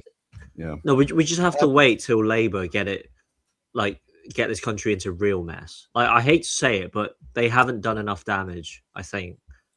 Right. I think things have to get a lot worse before people wake up. Before the people in the football stadiums, they stop hanging on to their football tickets and whatever stuff they're doing, and actually get involved politically. Absolutely. Yeah. Get involved right here on the Wizard's Words, ladies and gentlemen, or the Guardian Mo's channels, or my well, I'm sporadic when I upload live. Join Advance UK. Yeah, join Advance UK. Yep. You are not splitting any votes by joining Advance UK, nor are you splitting any votes by voting Advance UK. Because you're nationalists. Leslie said here, I've actually seen a Christian school and all the kids were on the floor praying Islam style because they were being taught how to. I mean, that's shocking. So again, it's shocking. It's what Ben said. So yeah, but then if you said it about Christianity, then the 1 or 2 Muslim kids in there would have kicked off, told their parents they'd be outside the school protesting, get the blooming teacher sacked. Do you know what I mean? Oh, mention Christianity. 2 sides to every story, but. No, but the worst part isn't the kids; it's the parents, the mums and dads. They're complicit in it. Yeah. And if you criticize them, they'll call you Islamophobic. I actually brought this up, with 51st Dates last Absolute night. Cowards. His ex-missus were having problems with kids, and me and him were having a conversation about that, saying, well, it's kind of been taught them by our generation of schooling, education, not, and it just moves religion out of the way, so, and then you can't really bring them back because they're too far. Oh, religion, don't be so stupid, kind of thing, and then they just carry on, and they don't. What about like this? I did post something earlier, but I missed it, or I did put it up, but I didn't read it out. But especially like Elon Musk or whatever, getting involved in our politics and funding parties. Should it be allowed or not? From Elon Musk? Yeah, to Elon a certain extent. It needs to be managed. Yeah. Unlike, it seems a bit strange to be living in America and you want to do something with regards to a political party in the UK. That seems strange to me. I mean, dual citizenship. Do you know what I mean? You'd think, oh, okay. If Qatar are allowed to put as much money as they want into our education system, then exactly. I think anyone can put, as long as it's not dodgy. Well, then again, is Qatar's money dodgy? But you can't bring that up because they're doing it in America. Then you're identified as Islamophobic, aren't you? So because Qatar is investing in the universities in America, and they're investing the money, saying, "Oh, as long as you put Islam in a good light and let people get the Quran and all that." So there's always a condition. So it could be dangerous. Could be a slippery slope. But But anyway, right, where are we? What else? Is there anything else from the conference? We've done the Christian side of things. I mean, I've written down loads. I mean, we won't be able to go through all of these, but what about this one? What about this one? Where are we? Oh yeah, mandate all publicly owned buildings to hoist the Union Jack flag. It's mandatory. That'd be good. Yeah. See, that would. I am for that. You wait. People would really go. They'd kick off, wouldn't they? It's a public building in the United Kingdom with a flag of the United Kingdom. Racist, mate. Racist. Yeah. That's racist. We'd had raise the colours around our area, and you know what? Driving down the road and seeing all flag. Oh, you just felt butterflies in your stomach. It was beautiful. You thought, yes, this is England. And that kind of patriotism, it needs to be felt by everyone. It really makes you feel good. You get the hairs on back of your neck stick up and things like that. I don't think it's just me. Yeah. Get it done. Yeah. You think what they should do is mandate the Union Jack flag, but also ban any other flags to be alongside of it, like the Pakistani flag or something. I think that's an insult. Yeah, well, maybe Pakistani one, but that, I mean, we also fly it with the Israeli flag and the Ukrainian flag against it. So I don't know. Yeah, except for embassies. Embassies are a bit different, but they normally have them inside anyway. The embassies, all of the flags standing and whatnot. But I mean, if I entered a 100-meter race and a 400-meter race, would that be racist? Oh, dear What was me. that? I ran 100 meters and the 400 meters, maybe even a marathon. That's racist. Indeed. Bad, I know.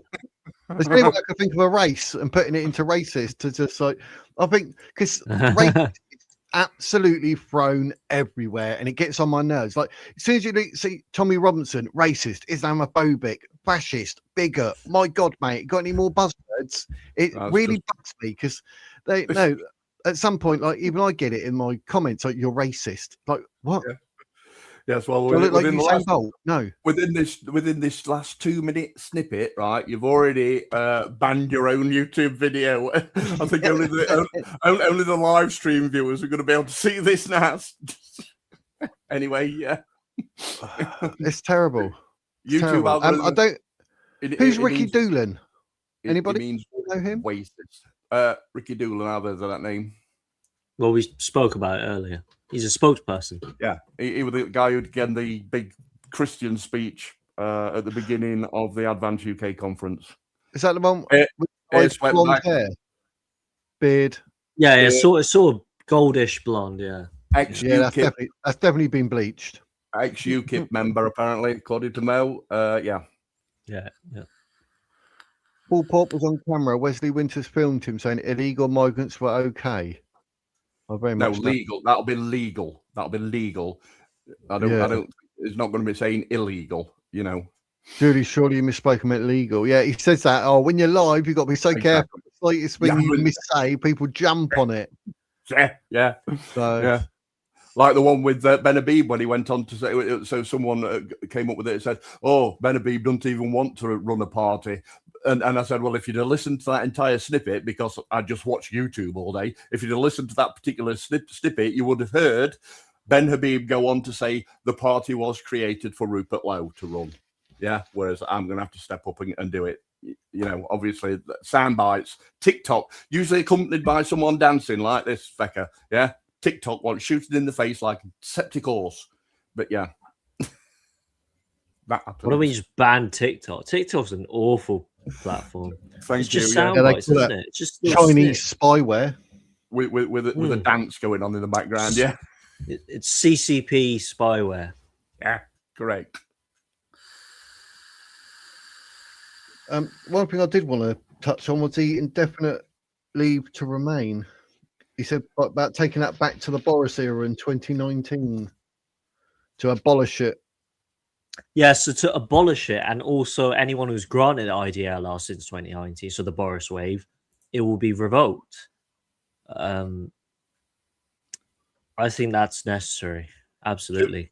You've got to reverse the Boris wave, don't you? 2 minutes. Oh, mate.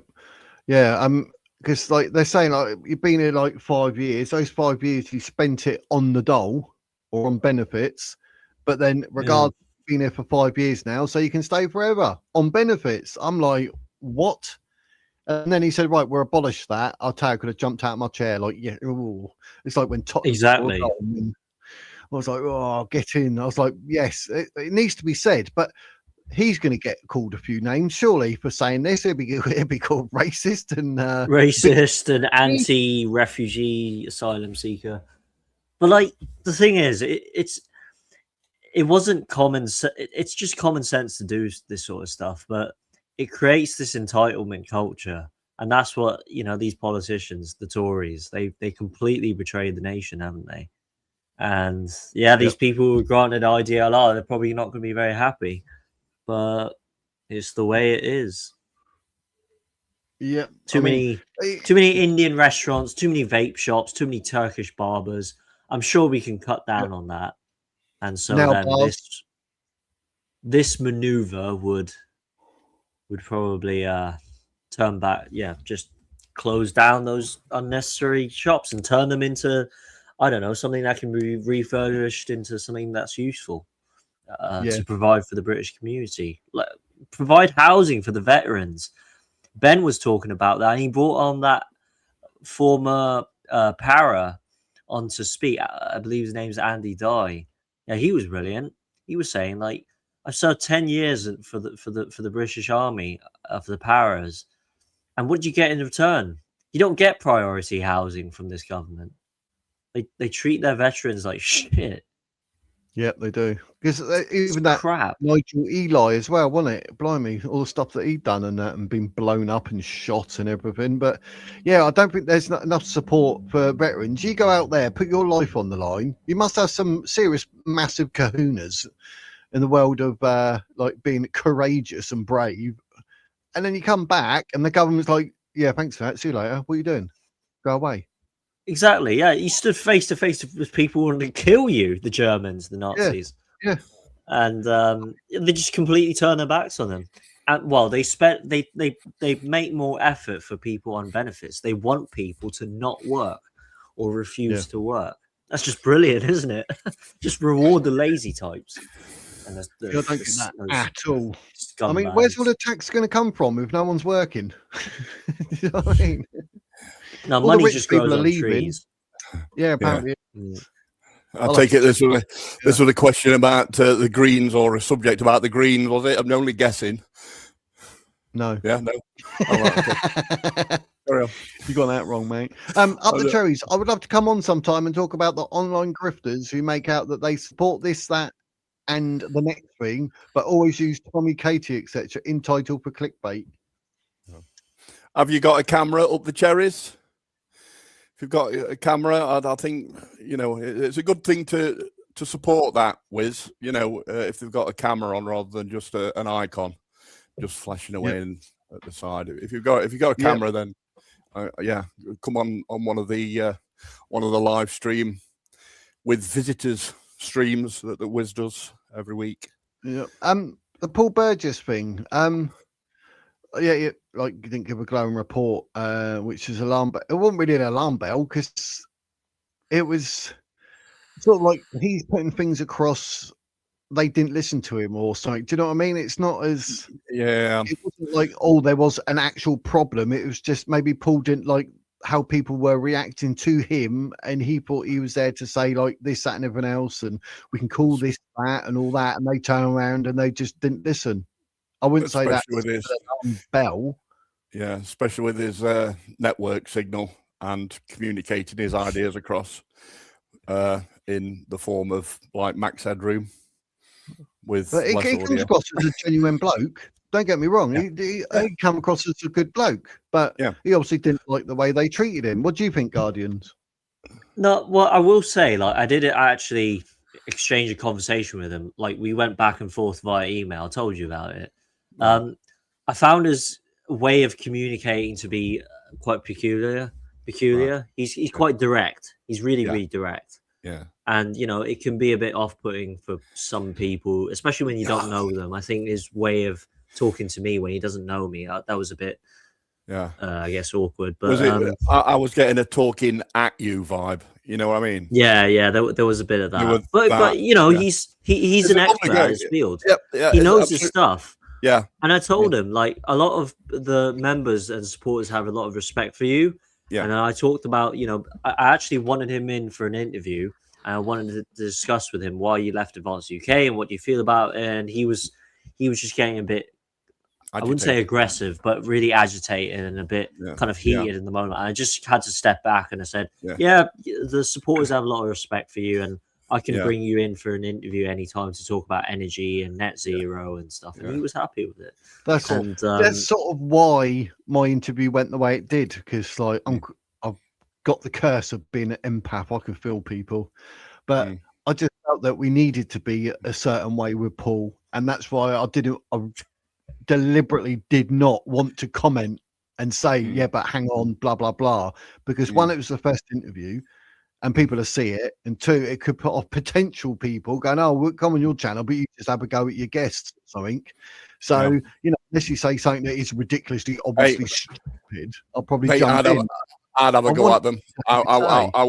I'll pull my hair out at Paul Thorpe, because you were watching Paul Thorpe at one point, and then Paul Thorpe said, "Oh, I'm not going to continue this stream of Barekas, you know, the live stream." And I'm there pulling my hair out, saying, it's not about the click-through yet. It's about relaying the signal on, because it took me ages to find Baracas where it were actually being done. I come back to yours like twice, and like each time I left a comment like "gonk womble" and that, yeah, I'd say as it is, and I'm going to bring it up actually with Paul, and also want to know why he decided that it were a good thing to apologise to Nick Tenconi. Oh yeah, that too. I just think. I'd bring it up, Wes. Bring it up. Yeah. Did you see the statement he made on X, Nick Tenconi, like him saying that he doesn't want to split the vote from Reform? Yeah. I just thought, I didn't expect that from a leader of UKIP. Yeah. Yeah. I mean, people said whatever about Nick. I think he's too young. He seems a nice enough bloke, but as a UKIP leader and that, I wouldn't say he's nice. I wouldn't say he's nice. I've talked to him personally. I've met him face to face. He's not mean, or he just comes off as quite forward, like really arrogant, kind of aggressive, and he wants to pick a fight. He's better now. But before, when I went to his Bristol rally, he wants to pick a fight with people, and it just there was that level of professionalism that was just lacking him as a politician. You got to have that kind of statesman-like attitude, like Ben Habib, like Rupert Lowe, like Andrew Bridgen, like people like that. You kind of need that when you're standing to be a leader of something. And going back to going back to the live stream as well, the Baraka live stream, it was actually being relayed by Richie and Rogue, who we're hoping to get on the channel, by the way, guys. It was, and in the ticker bar at the bottom, it said, "Please share this far and wide." Yeah, and also with the fact that the left had infiltrated the actual official live stream, I was trying to communicate this with you, Wiz, and saying, just get it. Just put it up, so there's more eyes on it. The more eyes on it, the better. Because we're obviously, mainstream media won't entertain Ben, because Ben is against the establishment, and the establishment is the BBC and the mainstream media. And Nigel Farage, of course. But that's by the by. Just relay the streams. I'm sure Guardian Mo, if he was doing a live stream from there, I'm sure he wouldn't mind if everybody, just latched onto that signal and then relayed it across the whole of the internet, because this is what we need. This is the voice needs to be put out there. I'm very passionate about it. But now I've got your WhatsApp, Wiz. If someone wants to find you, they can find me. Because I can assure you that is not, they're not just thinking about the clicks or the views and stuff like that. They are proper patriots who want to get the word out. Carry on. You can name and shame away, Cherries. Name away. It was Wesley's channel near the end of the video. I like Paul until that. I was so disappointed in him. You probably misheard. I'll look it up. Well, is it Paul? Was it Paul Burgess or Paul Thorpe? Paul Thorpe saying illegals are okay. I can't see him saying that at all, but. No, I'm not. I'm confident he didn't say that. No, it's probably clipped. Don't know. Or it's very easy, isn't it? Like saying illegal and legal. It's difficult to hear, especially if you've got a crowd of people around you. Yeah, I think it were legal migrants who were talking about. Legal migrants are okay. Yeah, it's very easy to put that yeah. But, Mr. Waffle says, Paul Burgess, how does Paul Burgess know how the college is being run? He's a rival, so he's going to be critical of every party but his own. What? He hasn't got a party, though, actually. It was in the Advanced UK. It was in Advanced UK's college. What are you talking about? Mr. Waffle? Yeah, and he hasn't got a party now. He said, I'm not being in one. Yeah. But, I mean, the thing is, we should be a bit fair and say that, Paul Burgess's criticisms, they're worthy of people listening to. But I would say if there are more people coming out and saying the exact same thing as Paul, college members or councillors or whatever, then we can catch on to the fact that there are red flags within Advance. But for now, there's only one person, that's Paul Burgess. So we haven't, we don't have enough receipts to come out and say there's something wrong with Advance in the same way that we did with Reform. Because you know how, with Reform, if you see across the timeline, ever since Richard Tice called Tommy Robinson supporters that lot, and then everything continued. Yeah. all these red flags just started popping up on a consistent basis. And then That's we how noticed you judge it. and then we noticed it, and then Advance UK was set up, so we all came from Reform onto Advance UK, which then reiterates the apology to Nick Tenconi, because obviously we moved over. Yeah, and Nick Tenconi is there saying, well, you reckon that Nigel Farage was the man in 2024? Yeah, Nigel Farage started showing his true colours. The party started showing the true colours. Of course, we're patriots. We came across to a decent Advance, a decent party like that stands for what we believe in. We thought it was a decent party. Absolutely, yeah. And Nick's there saying, "Oh, I wanted an apology because you were following him," and then I might think about joining Advance UK. No, start off. He just made it all about himself. Yeah, there you go. Yep. Yeah. Yes, the burqa is more extreme than the hijab, and no, Paul is a member of the college. I think advanced numbers will snowball once they get past the media blanket. If they do, but yeah. But how though? Yeah, that's the question. They're very. I hope you don't mean melt. I hope you mean roll and get bigger. Yes. Yeah, but GB News should have covered it. They should have been there. I think the news. Yeah, but I think the numbers are going to snowball anyway. After this first policy conference that they had, Saturday. Yeah, I think the numbers will start to increase. There was nothing bad that you could say about that conference at all, or any other policies. Well, no. If Ben comes on to speak at the next United Kingdom rally, the next one, 16th. Excuse me, 16th of May. Yeah. I think it will ramp up the numbers definitely. Yeah. You said something. I was going to say something. Now I've gone blank. Well done. You're getting old, mate. Yeah, a minute. Yeah, I'll stop. I let Electrodoc say it, his bit, then I'll say it, and I've got boom, boom, gone. No, terrible. Reform are all for dirty tactics. Definitely with that Nick Buckley. Yeah, another reason we don't want them. It's a shame they've gone that low. I mean, why stoop that low with someone like Nick Buckley? Is it because they understand he is a real threat because he is that area, isn't he? Internet is him, isn't it? Everything he's done, he's lived there, charities, you name it. I mean, it's a real threat, so they don't like it. That's what I think. Well, that's a compliment. That's a compliment to Advance UK and Nick Buckley, isn't it? Yeah. Lots of work for charity mates. Lots of work for charity mates. Not off. Smashing nice. This is something I saw someone mention before, and that I thought, what would Ben Habib's area be? Where would he? How could he be elected as an MP? Like like Kim says, it put him on the map.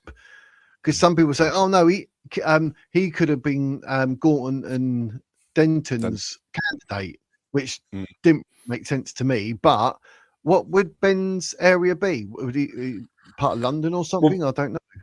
No, well, back when he was part of Reform, he was the candidate for Wellingborough. But he failed. Yeah, he wasn't voted in, so he failed that Wellingborough election. Yeah, but I don't think Reform were quite as big then, were they? He might stand for Wellingborough. I wouldn't be surprised if he stands for Wellingborough. Yeah. I mean, for London, we should just get Ant Middleton on board. Oh, 100%. Ant Middleton should join Advance UK. I don't know why he's not joining. I think he should. Yeah, it'd be a welcome addition. Diwa on Advance UK be a good interview. Not too sure who that is. I'm still learning about Advance UK myself. Do you know what I mean? I've been going on the college and reading what it says about people underneath and that, just to sort of get out who they are, what they do. But Tony Mack is gaining a lot of support in Clacton. That's who you mentioned, wasn't it, Mo? Yeah, he's a good man. Really good man. Yeah, great guy. Built up the constituency. Kim, Tony built up that constituency. Then he got thrown under the bus by Farage. It's absolute. Oh, what surprise!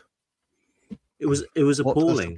As soon as Farage went in, and then he tossed Tony onto the side. You can hear it. You can listen to him talk about it in the interview with Paul Thorpe.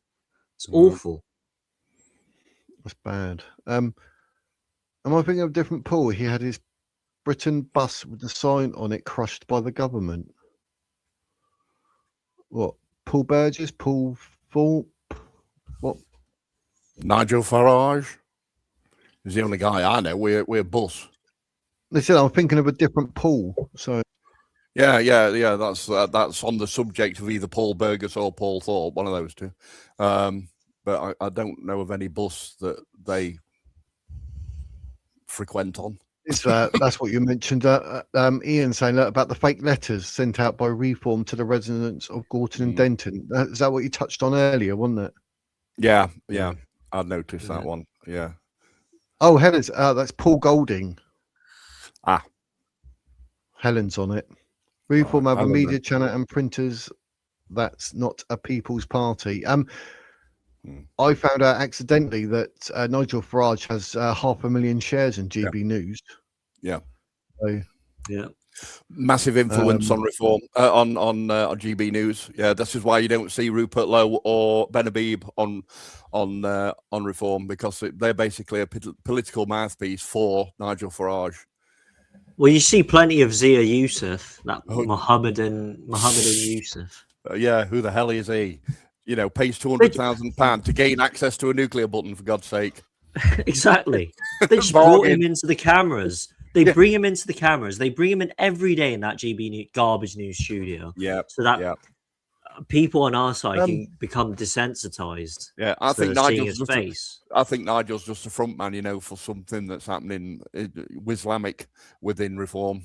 I think 100%. Nigel's just front man. They probably paid him £80, like, and that's it. He'll be the front man, say anything that they want him to say. But people are blind. Make it till you make it. Yeah, bullshit baffles brains. Here you go. Can't educate you're not wrong there. Can't educate. Reform's been reported to the Electoral Commission by the lefties. So many polls. Everybody's on the poll. Yeah, we're going to have to start calling them by the surnames as well. We're going to have to start referring to them by the surnames as well. Yeah. Ben said about like tax and that, like don't like or unstigmatize having kids or whatever. And he's saying basically 25% off your tax for every child. So if you have 4 kids, you pay 0 tax. Oh, I love that. I've got 6 kids. So does that mean I get 50% back? Yeah, you're a millionaire, mate. 0. And then I'm in. Do you know what I mean? Hey, I'm paying for your kids, mate. I'm paying for your kids. Your overactive loins have made you a millionaire, mate. Yeah, I've got a YouTube channel now, so I'm all right. I'm busy. I've got Sky Sports. No, not really. Cool. But just think though, if you had 2 or 3 kids and you got 50 or 75% off your tax for having those kids, that would make people have more kids, though, surely. Because when he said that, I was like, that's not a bad idea. But I would have thought maybe he would have gone sort of 10%, 15% per child, maybe. Do you know what I mean? Yeah. But yeah, what do you think? Yeah, but they haven't mentioned anything on demographics, though. I mean, the Muslim families, the Indian, Bangladeshi families, they're going to take advantage of it. How are you going to prevent that? They do anyway, don't they? But he said, like, for the British to have kids. So I don't know. So, you know, you can't be like someone foreign come to the country and go, right, man, I'm pumping out 4 kids quick and get 0 tax. And I was probably reading the comment. Who was this about? Is this Advance UK's policy? Yeah, it's what Ben Habib said yesterday. Right. Saturday. Okay. Yeah. And also, I think that's for working families as well. You know, the tax. Yeah. You got to be working. Tax breaks. He wants tax breaks for families. Yeah. So, married couples. For married couples. Yeah, exactly. Yeah, you can't just be a single woman have 4 kids. If it's an Advance UK policy, then I think the top of their agenda is to get rid of immigrants, isn't it? So therefore, your thing about the Islamic families having numerous kids is therefore moot, I think, because it's on about deporting all them. So you know, if you get what I mean, yeah. And he's gonna abolish inheritance tax. That's just evil. That kind of tax. Yeah, farmers and farmers and I was literally going to say about the inheritance tax. That's like, to get rid of that would just be genius. Do you know what I mean? The farmers would be like, yes, we're voting advance. Jeremy Clarkson would be happy, wouldn't he? Yeah, you're right. Yeah, without a doubt. But Yeah. then, Mate, also, I mean, like, yeah. And then we had the bowler hat farmer on, didn't we? On the conference, and he said there's going to be less restrictions on what you can use, such as the GM modified fertilizers and things like that. I think that needs to be looked at because I mean we can fertilize land using duckweed. I don't keep bringing up duckweed, but it is very it spreads like a weed on ponds, and it's got like twice the protein of eggs for the same amount of weight, and it also mulches down into natural animal feed, giving them protein, all the goodies that you need, and of course that's been banned, hasn't it, by all these big seed companies who are selling the pot farmers the seeds. It's it's just a mess, so they need to be able to do that. That would be in the I think that would be in the energy policy, the net zero, and also the EU policy as well. Yeah. Not only does it put oxygen back into the air as well at an immense rate, it removes nitrogen from the water, puts oxygen back up into the thing, into atmosphere. It multiplies twice its size every day. So and also you can crumble it up and use it as a protein drink or feed it to your cattle. All perfectly natural, no GM modified crap in it, you know. Well, everything you said there, I'll snip the clip and I'll send it to Ed Miliband and see what he says. How about that? Don't put my face on it. I don't want anything to do with that chuffing idiot. That Miliband, blimey. It bugs me. It does. All we got to do is drill in the North Sea. It's not rocket science, is it? And our blooming and I saw in the paper today, Ed Miliband, his headquarters are run with fossil fuels, and he wants us to tax that. The bloke's an absolute pillock. I mean, I don't get it. Like, I mean, how much sun do we get in the UK? He wants us to live off of wind power and solar panels, whilst he gets to live in luxury off of fossil fuels. We don't get wind all year round. We don't get sun all year round. I mean, have a word. I mean, I've said it so many times. We're like 1.2% of the world's carbon emissions. 1.2%. Wipe us off the map. It will make zero difference. China goes up more than that. Yeah. And then India, Brazil. Yeah. And the climate change conference was held in the middle of the Brazilian rainforest. This is why all the Brazilians going mad at them, like, because they chopped down a load of chuffing trees, and you can even see it on Google Maps. You see it on Google Maps because I couldn't believe it when 51st Dates came out with it, you know. So I looked on Google Maps. Sure enough, there's a great big carving all the way through rainforest with a big, you know, it looks like a Centre Parks chuffing villa complex. Right in the middle of rainforest, and they're preaching to us about climate change. Yeah, they fly in with their private jets, don't they? Yeah, it's all taxpayer funded. Chuffing absolute pea take. Yeah. Yep.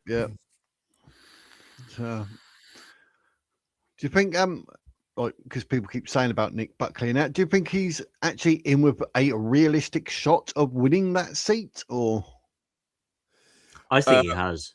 I think he has. The people out there, unless of course they block voting with the Wislam vote, and then we'll see. It's probably, if it is a Wislam vote, then it'll probably end up being that convicted chuffing terrorist Norrit who gets in. If that happens, something needs to happen. He's in Birmingham. But yeah, that's what it's all about, isn't he? Shahid Butt. Yeah, that's him. Yeah, shit me butt. Yeah. He's crazy. Yeah, I did go through all the people that were up for the Gorton Denton. Because where's Gorton Denton? That's part of Manchester, isn't it? Or have I lost the plot? Birmingham. Yeah. Is it Manchester? No, it's Manchester. No, it's in like the southeast part, I think. Yeah. I thought I was trying to make myself look really bad there. That's enough Peppa Pig for one day. Peppa Pig, where did that come from? No tax for 4 children, and the house was yours. We'll be going back soon to where we've got tax.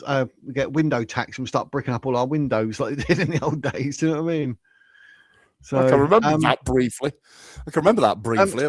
Yeah. Is there anything else on your mind that he was saying? I've got all these notes here, trying to like pick one. I'm just like, yeah, but I got that one. I got that one. I got that one. We'll end up being here all blue day. So we can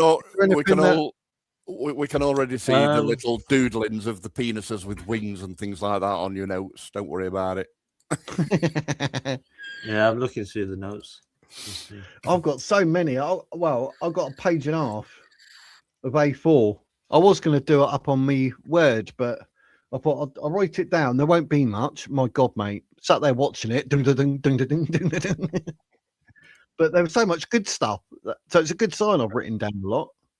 But, I mean, because you've got like stop the foreign benefits, the visas, stop new asylum people coming in, stop the asylum grants, ban the burqa, which we said, first cousins, have students pay for the loan, pay for the student loan before they get here. Not student loan up front. Yeah, all of their tuition fees up front. Yeah, that's right. Yeah.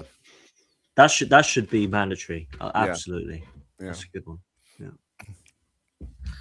A new building in the country, but the countryside, it's just too white. Sorry, it's too white. There you go. I went to Africa, mate. Black. It's too black. It's too black. Too many sheep.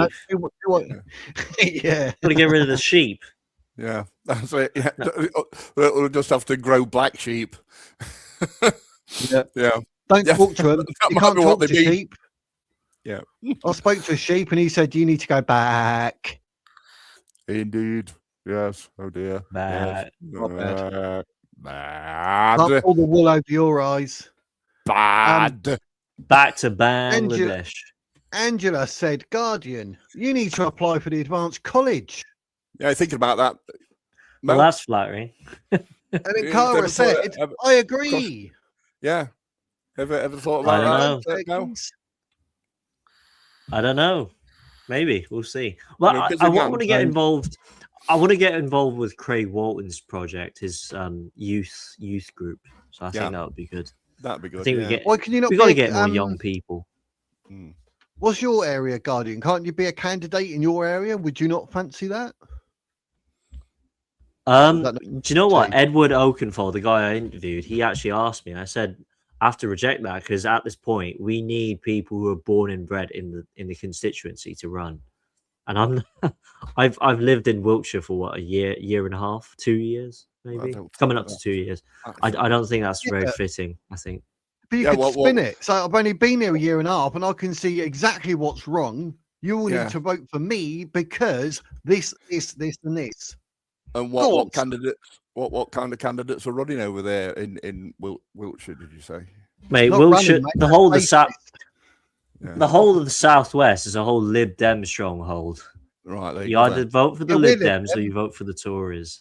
Right. There you go. Then we're Lib Dem. Yeah, we'll see. I'm planning to move down to Bournemouth or Southampton, perhaps. Southampton. I've never lived. Yeah. I don't want you coming near me, mate.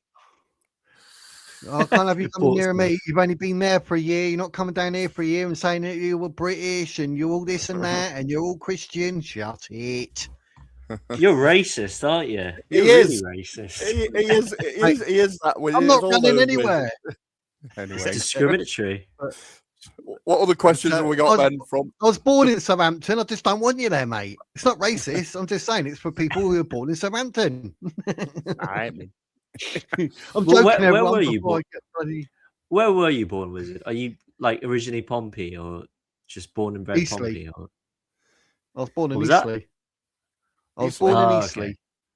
That's near me. I don't want your borns. You being born near me. So you change your birth certificate somewhere else. And my mum looked at me and thought, "That's an ugly kid. I don't want him." It's a very hairy baby. It's a very hairy baby to his head. All right, it's a very hairy baby.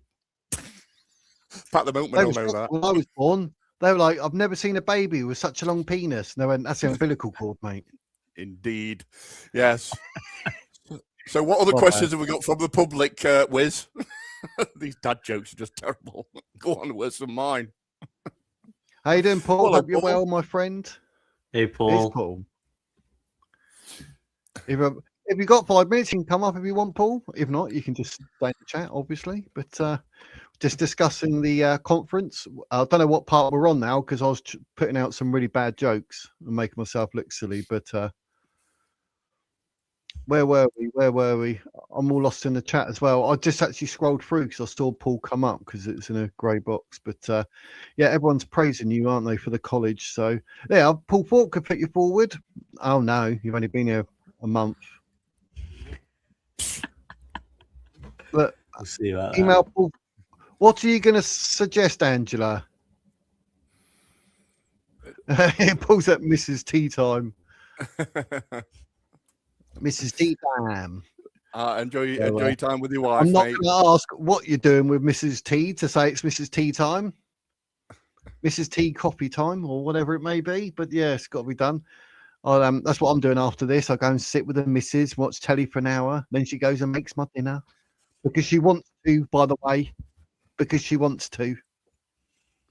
Not making all that. Yeah. Net zero will cost us 800 billion. Bin it and drill it. Yep. Educating the choir, mate. Singing to the choir. Preaching to the choir, should I say. Yeah. Yeah, I've never understood that. I mean, whether is it? I think even Paul Burgess said he's got all the temperatures and that. It's so confusing with climate change and global warming. People don't know what's blooming backside from their elbow. Do you know what I mean? But all we need to know is we're about 1% of carbon emissions, so it makes no difference. So for you to buy an electric car and this and that and everything else, it's just ridiculous. Yeah, we're also expecting we're exporting all our carbon emissions to China, so as we can buy. Yeah, exactly. Yeah, makes no difference. Bonkers. Yeah. Nick, I mean, the real concern is with car ownership and 15-minute cities. We actually covered that in the conference. That's a big concern on this Labour government. Did they cover that on stage? I don't remember hearing that. Or was it it was in a Q&A. It was one of the Q&As. Yeah, post. Those 15-minute cities, that's pretty dangerous, isn't it? Cool. Yeah. You should have captured some of the interview that you did with Q&A. Some of your Q&A. Did you not do that now? With your phone? No, I didn't. Right, okay. I just let Baraka do all the work. Yeah, let him do all the dirty work. I enjoy the conference. I took the meat out of the middle, just took the meat out of the middle. And, I suppose really I ought to split it down even more to each individual conference speech that they gave, the individual candidates, such as the farmer bowler farmer man, whatever his name is. Well, that sounds like Ebola farmer man, doesn't it? I won't want any beef from him. But, bowler pack farmer man, that's him. I think his name was. Yeah. I reckon, I know exactly what you're saying here, Helen, but I reckon, if people actually get wind of it, it could actually do Nick Buckley a favour because they say, no press is bad press at the end of the day because it's all recognition and people are like, oh, what is it? Then they look into it and then they will see what Reform's done and think, oh, and then they might side with Nick Buckley. That's always a possibility, isn't it not, guys? Yeah, it's a possibility, yeah. As long as the people are listening to the thing about these letters that have been sent out or published online by Reform and it's all fake, as long as they listen to that side of the argument rather than just listen to their own echo chamber. Yeah, and the way that Matt Goodwin is staying silent about it is even more suspicious as well. He hasn't said a word about it. No. It's even more sus. Yeah.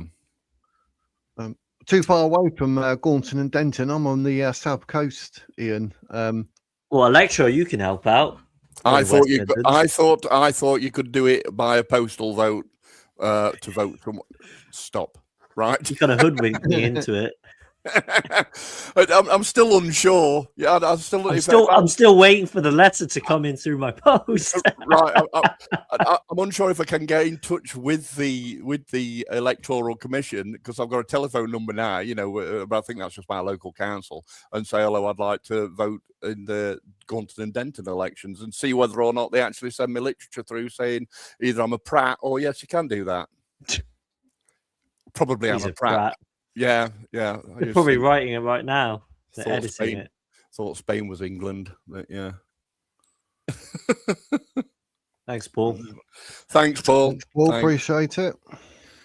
he's obviously off with his missus now, so he does a lot. He must be very busy. He's a popular man, so it's probably nice for him to actually chill out with his missus, because she actually comes to England and goes back as well, and he gets a lot of jip just for being like in Spain. It really bugs me. Like, he's not allowed to have a life or anything, but he explained in our interview why he's in Spain, and then someone commented, which he put the post up in his community, saying, like, "Oh, it's really disappointing. You're this," and I'm like, do you not watch anything that Paul says?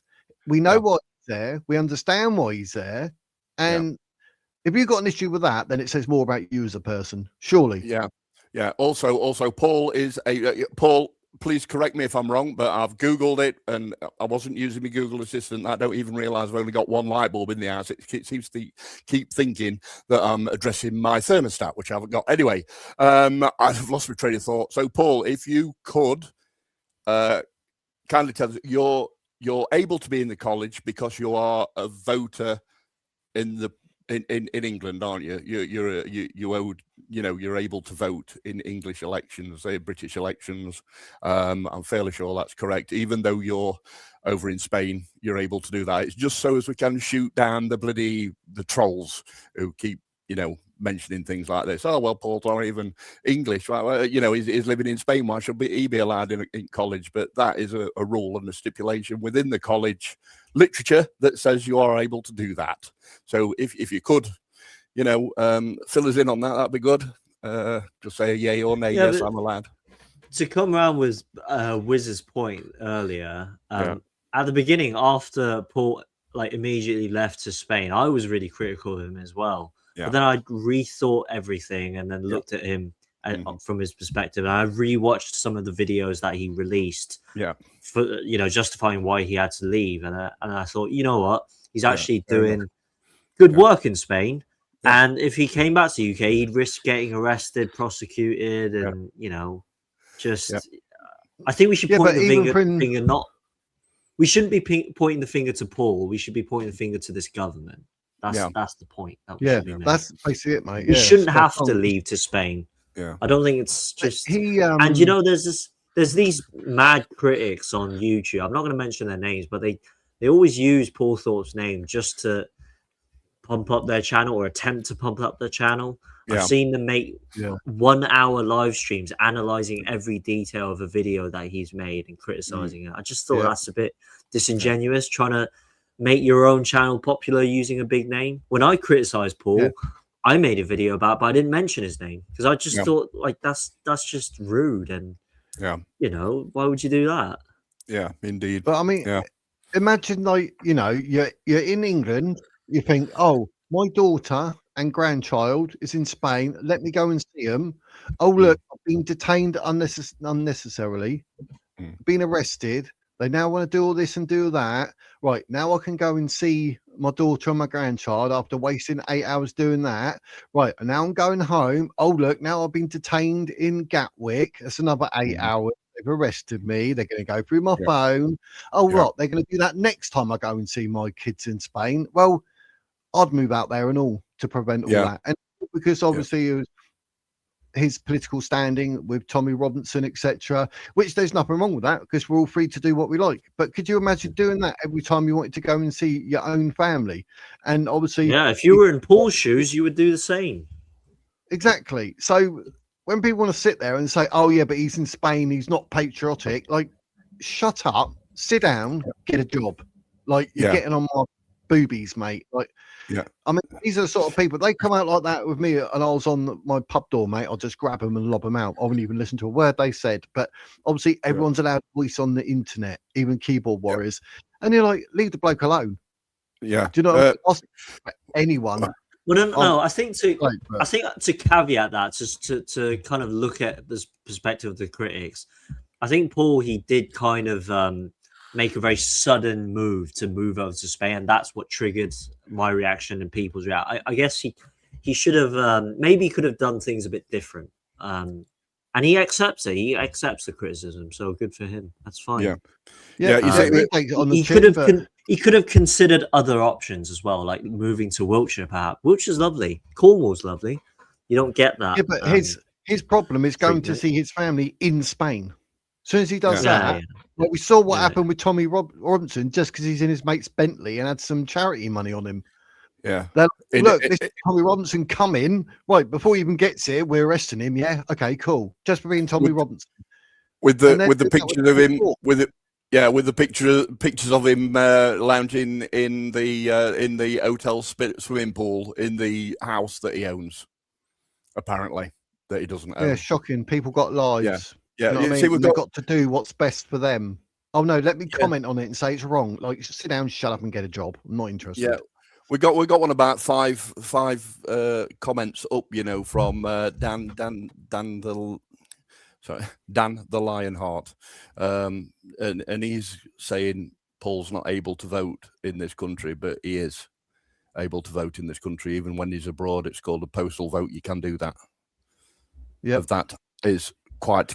Don't smirk, Mo. It's true. It's true. Honestly, a simple Google search can reveal that you are allowed to vote when you're away in another country, even if you've got dual citizenship and you're living there constantly. Yes, you can. Right? Yes, you can. Which is why I'm still unknowing on whether or not I can postal vote for Gaunton and Denton, because I need to get the literature from them. I will ring them up and ask them. And London Mayor as well. Why shouldn't we have a say on the London Mayor? It affects the entire country. Yeah, I can't see why we can't. It's possible. Yeah. From what I gather, you can, but Mo's saying no, you can't. The youth division for advance. Who's Mo? Yeah, there is a youth division being set up by Craig Walton. Yeah. We're having on later. Yeah.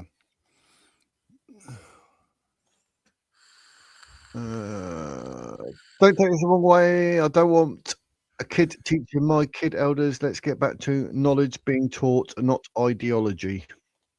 Preaching to the choir. Oh my God, Bournemouth are called the Cherries and look, Cherry Town. Sounds like a thing you've done it. Kids TV series, Cherry Town. To let me be here, pal. But Southampton, oi! What do you mean Scumlankies? Sounds like an 18 to 30. Sounds like an 18 to 30s British holiday to me. Yeah, they are parts of Southampton. Cherry Town, come on. But yeah, parts of Southampton is bad. So, then you could explain why in your interview with Wesley you said some illegals were fine. Oh, we're going back onto that. No, he didn't say that. No, he didn't. No. We've established that, but yeah, some people, that's what I find people, they just put up the same thing, reword it, and just put it up again. But think it's different. Yep. Highlands going old school might be our last stand. Has that occurred to anyone? Dewey, he said legals, as we said. Yeah. Someone don't want to see or hear the truth. No, he didn't. I have the clip, apparently. Cool. Yeah. Paul would have meant illegals are fine. He wouldn't have meant it. No, he's not standing. Manchester. Oh, it's Manchester when we said about thingy, wasn't it? Yeah. Let me scroll.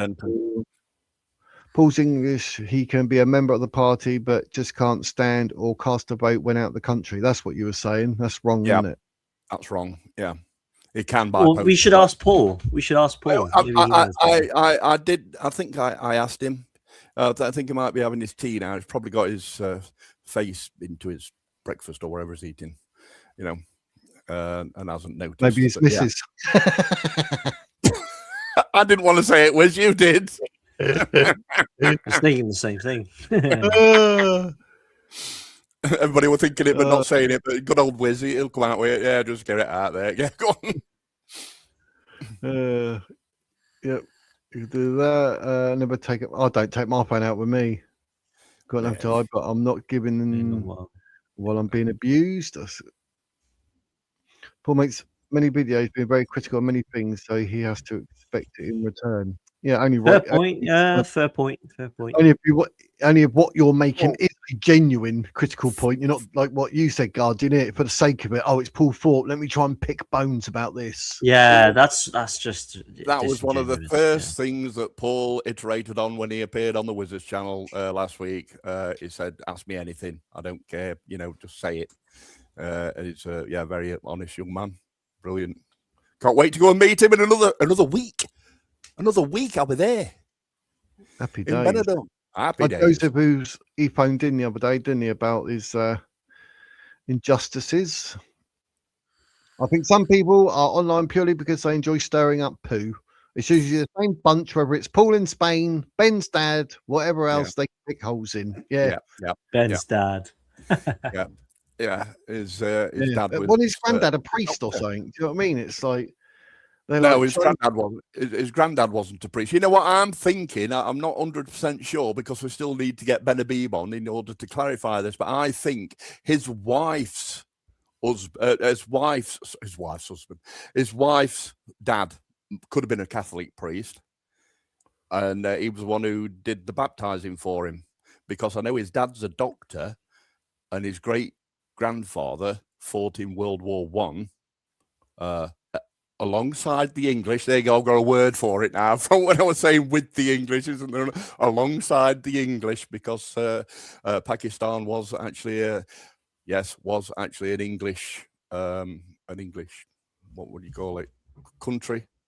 I don't know what you'd call it. I don't know what the big word is for that, but yeah, it was run by the English. Pakistan War until recently, actually. Yeah. Drew Lang 9095. You keep going on about the full video, whatever. You've got the you say you got the full video, so can you post the link up? You might have to put some spaces in it, and I can copy it and then put it in so we can have a look. That's why I think we should openly name and shame the persons who rip people like Paul, granddad, for the great job he's done for the people in Advance UK. He's the daddy for the likes of you, Wiz. Yeah, I have no issue naming and shaming people. Paul's never incited violence, so he's not a threat. And thank you, I stand corrected. On that about the HTML link, Wiz, I believe Best Black managed to post an HTML link that fully worked before she became a moderator. So you might have unset that, so people might be able to.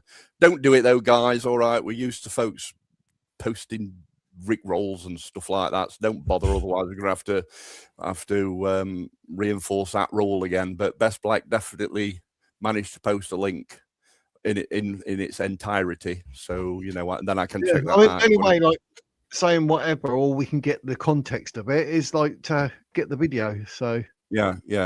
See if you can post a link first. If it blocks it, then it blocks it, and then you'll have to just put spaces in. I'm hoping it's not a massive video. I've got to try and find it within it. It's 6 hours long, and it's like this 20-second clip. Do you know what I mean? That'd be a nightmare. But expats who are British citizens can vote. Yes, they can. Yeah. Helen's on.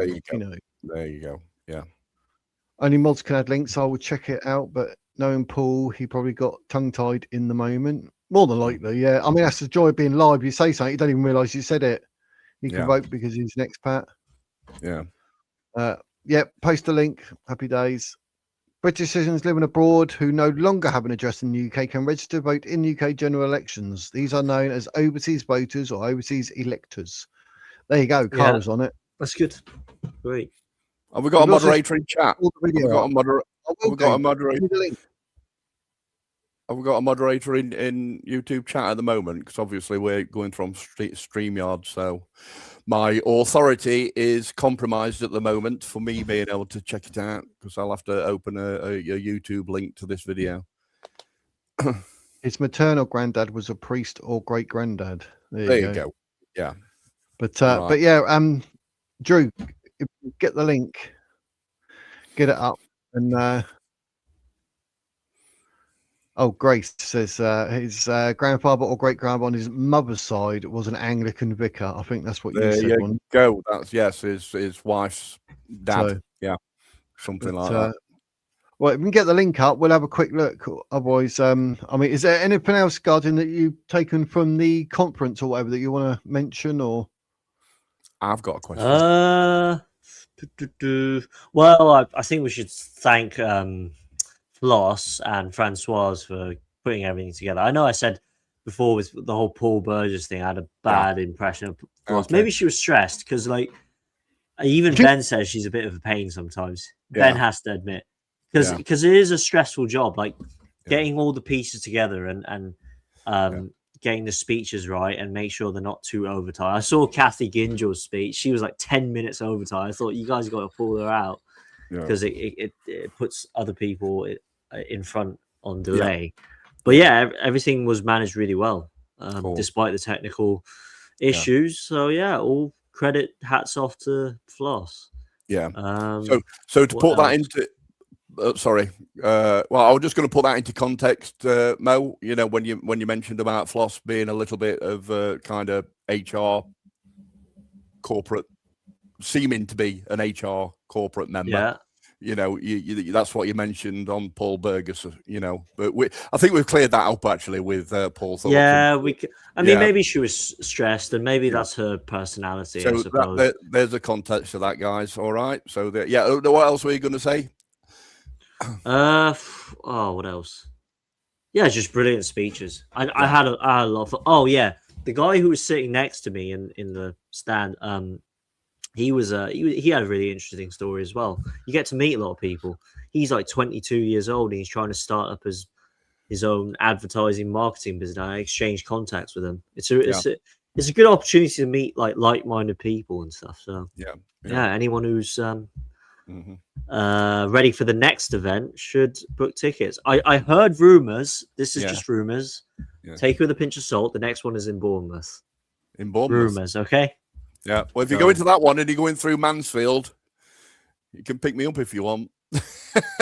I'm Nottinghamshire.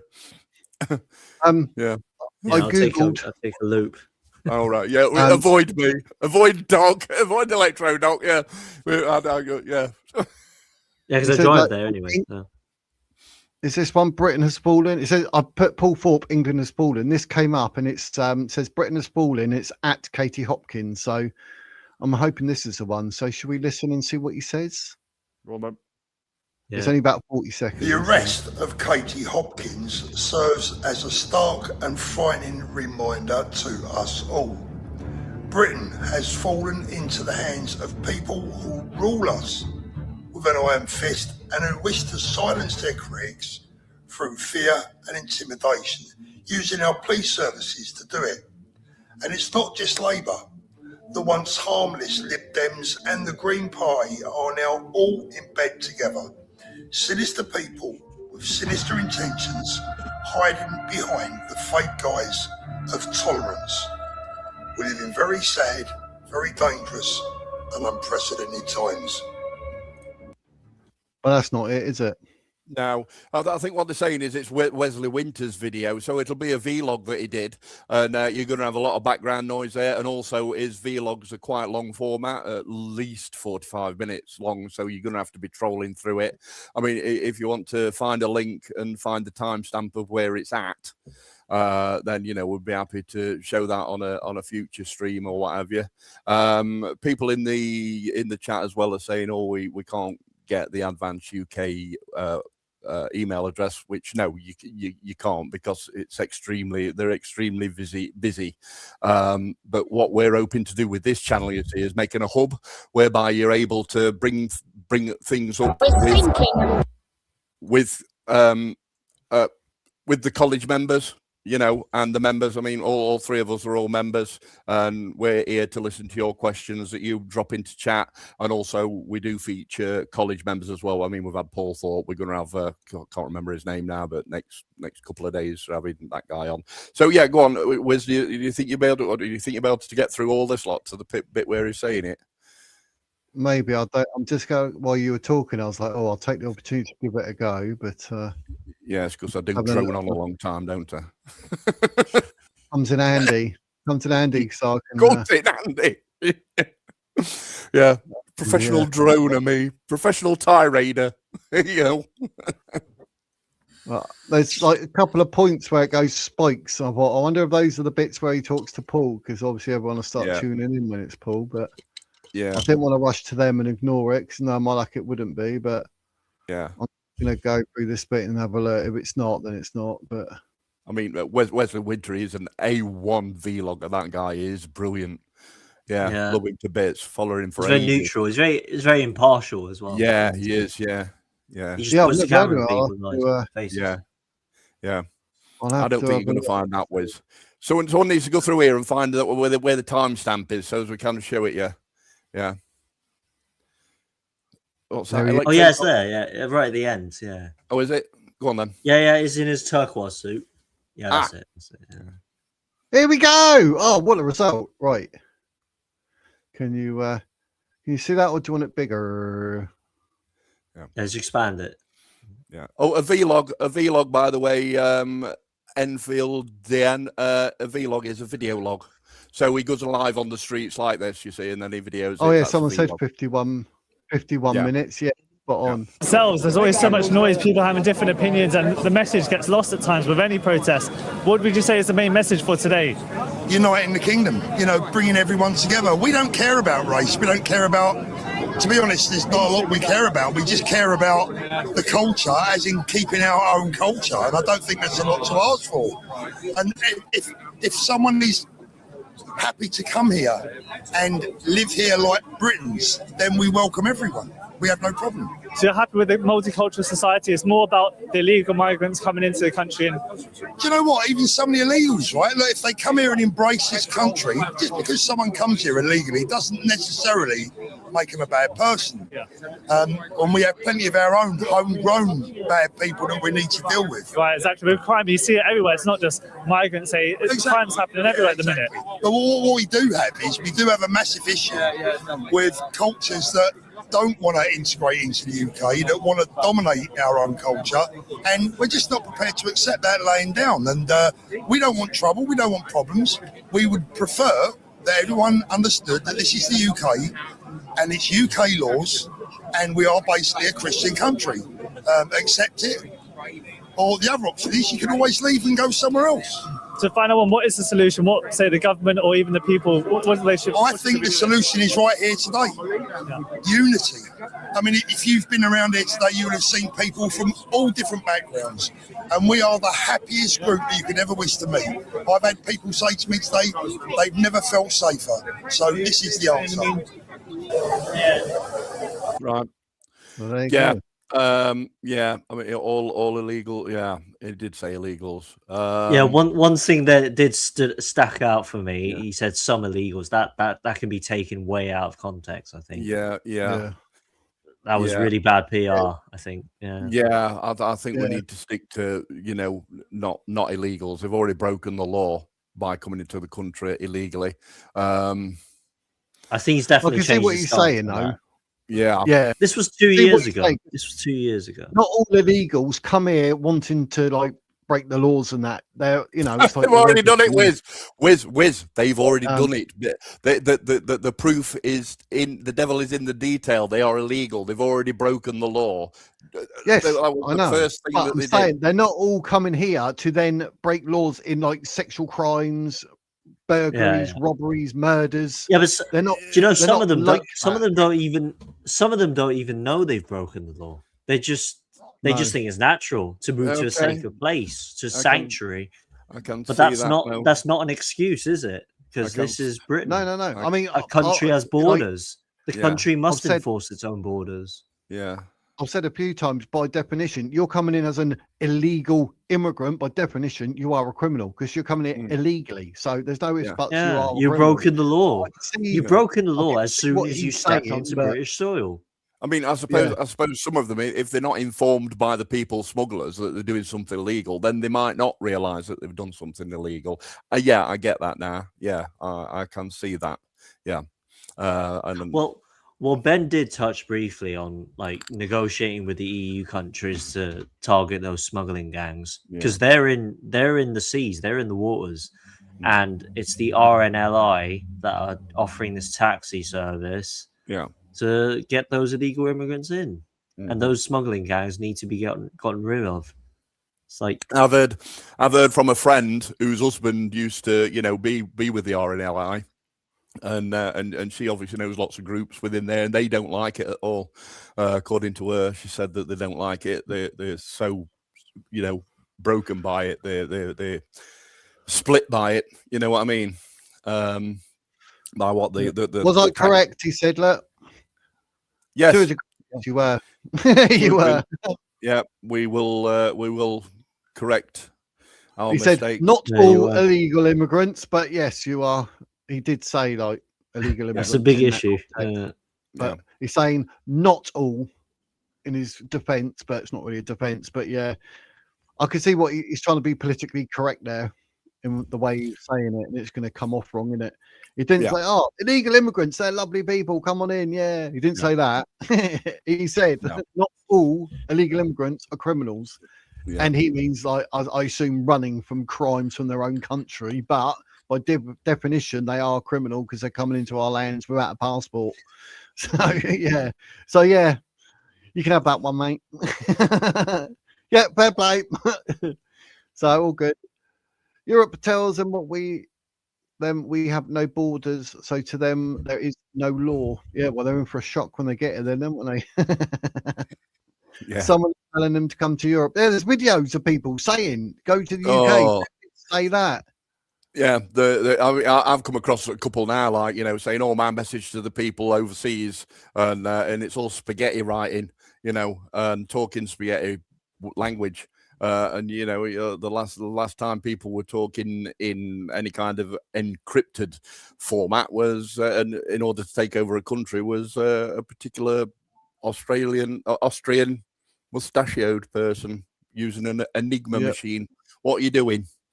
I just thought, "Oh, sod this, I can't listen to this." I think it was somebody in an HMO as well, broadcasting from his bloody hotel room or whatever. Yeah, free Wi-Fi. Yeah, that's it. Yeah, there you go. Yeah, on his free iPhone. It's free iPhone. Yeah, I'm gonna have WizSpy so people get it. No matter where you are, it's gonna be pure wizardry. WizSpy, no more Wi-Fi. WizSpy.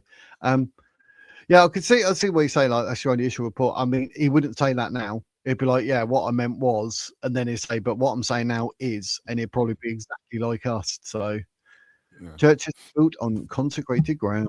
Right, let's try and catch up with these. Pakistan should never look for asylum. It's economic. Yeah.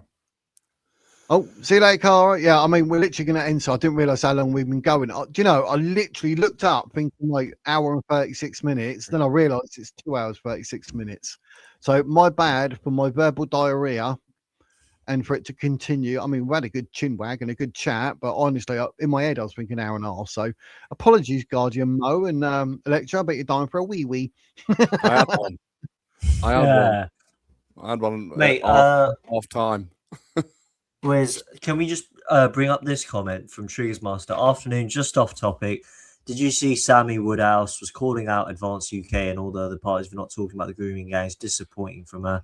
I actually commented on an X post. I think she was a bit out of line. I mean, Advance has always been against the grooming guys, and we just didn't make it clear in today's Saturday's conference. I think it was way out of line for her.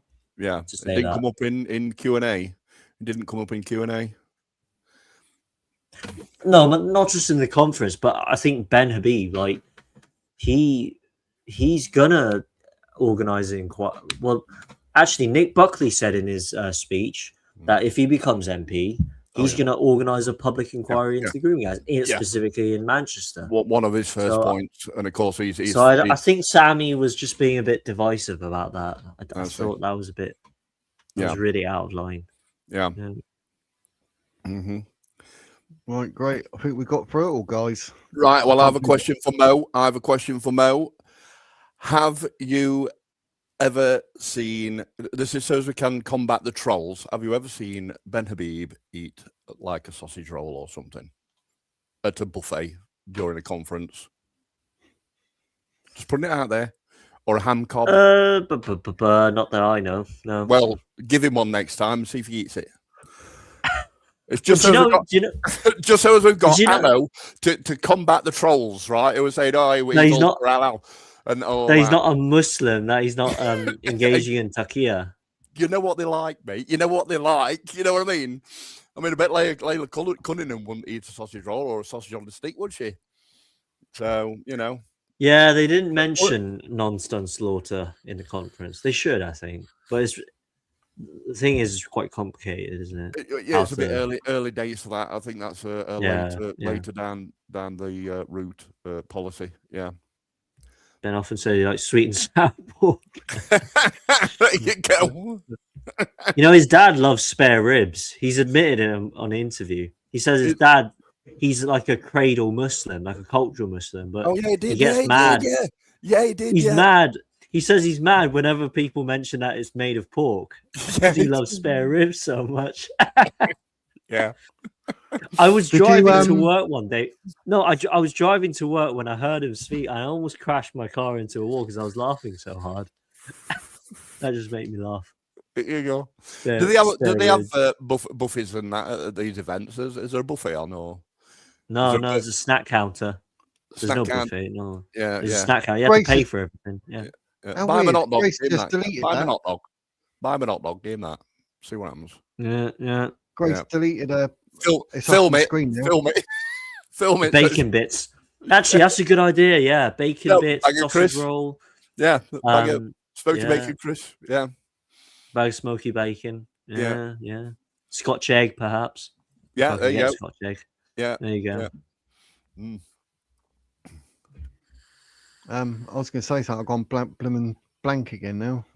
Mate, do you know what that reminds me? That reminds me of Inglourious Bastards. Remember when Hans Landa was offering to ordered a plate of strudel for that French woman? Because she was Jewish in that movie. She was Jewish and they can't eat pork. Right. And she was saying Hans Landa wanted to know if she would eat it. Yeah. The strudel because it's made from pork larders.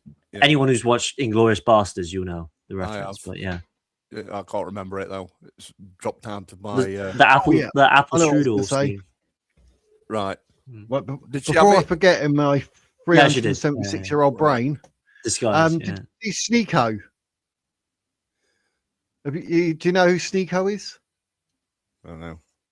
Sounds like he's got millions of followers on YouTube and that, like massive YouTuber. He became Muslim ages ago, giving it all this and that. With that Muhammad hijab and all whatever. He was on a stream the other day, and then someone's like, WTF and all that. And they're like, what? And he's like, what? And then they said, like, you're eating spare ribs. He said, they're pork. And he's doing it live on air. He was eating pork spare ribs. And he's like, oh, no. What was he? Yeah, he didn't even know. He's like, what do you mean they're pork? He didn't even know spare ribs were pork. I mean, and he was there eating it. Like, oh yeah, all the Muslims are going mental in the chat. I was like, wow, Sneeko, like, we know you're a numbnuts, but that is just brilliant. Oh, it was so funny. He's like, what? Obviously hadn't done his own work. Like most of these converts haven't done their own work. You know. No. Mm-hmm. Oh, I love. Do you know who I love? Asmund Gold. That's Asmund Gold. He's brilliant. When he reacts to. When he reacts to stuff in the UK, that Amelia Pathways game, that's so funny. That's what I was going to bring up. Yeah, the Amelia. Like, what?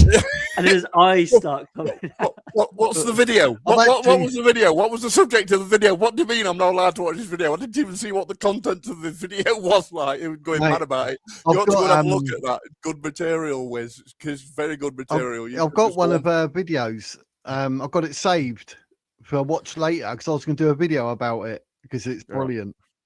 Yeah. So I've got one that I need to do with Sadiq Khan and one that I need to do with that Amelia. So I need to get those videos recorded and play the game. But, I think the game's still up on Pathways.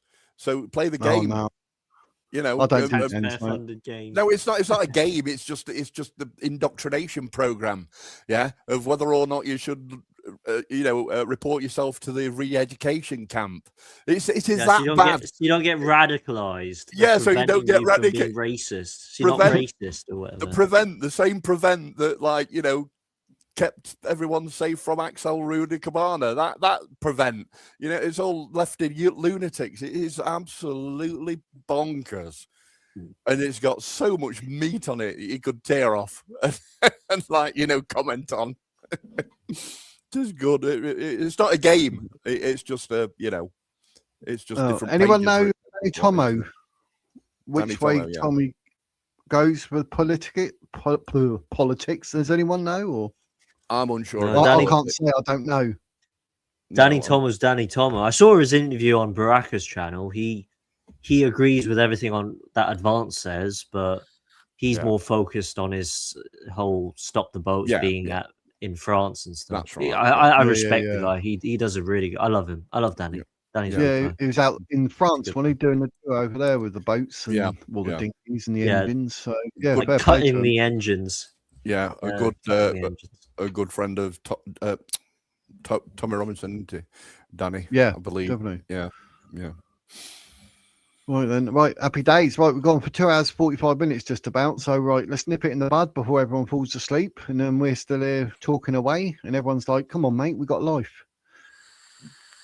So I was planning on an hour and a half. I think I've overcooked it. Oops, my bad.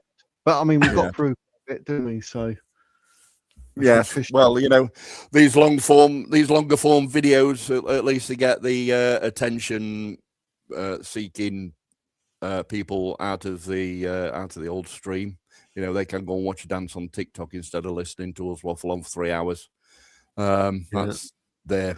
Oh wait, Wiz, to answer your email, I'm not monetized. You should guide me on how to get monetized because I never looked into it really. I wasn't doing this channel for money. Yeah, because you got to get at least 1,000 subscribers and 4,000 hours in a 3-month period. But it should be what I can do actually. I'll do a might be worth me doing a screenshot of mine at the back end so you can see. But because if you click on down the left hand side, it says monetization or something. Click on that, and it says, do you want us to email you when you've done it? As long as you've got your Google account and all that, click it, and then it will tell you and say, "Oh, you get monetized."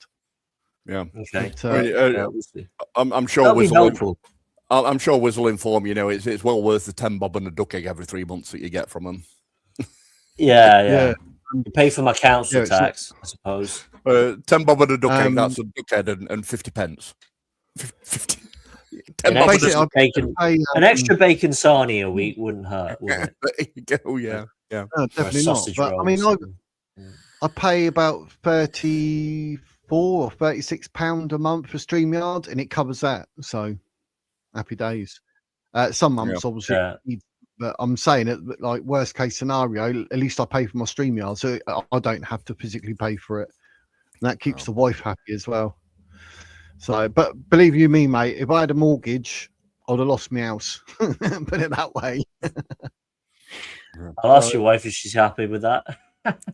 36, that's a bit steep. Also, Mo, you could, I think Wiz might have mentioned this to you, but you can, I've noticed this big button at the top, the stream this to your audience. You could have done that, and then it's obviously going to. No, I was saying I'll do it next time. Yeah, because I'm not logged in.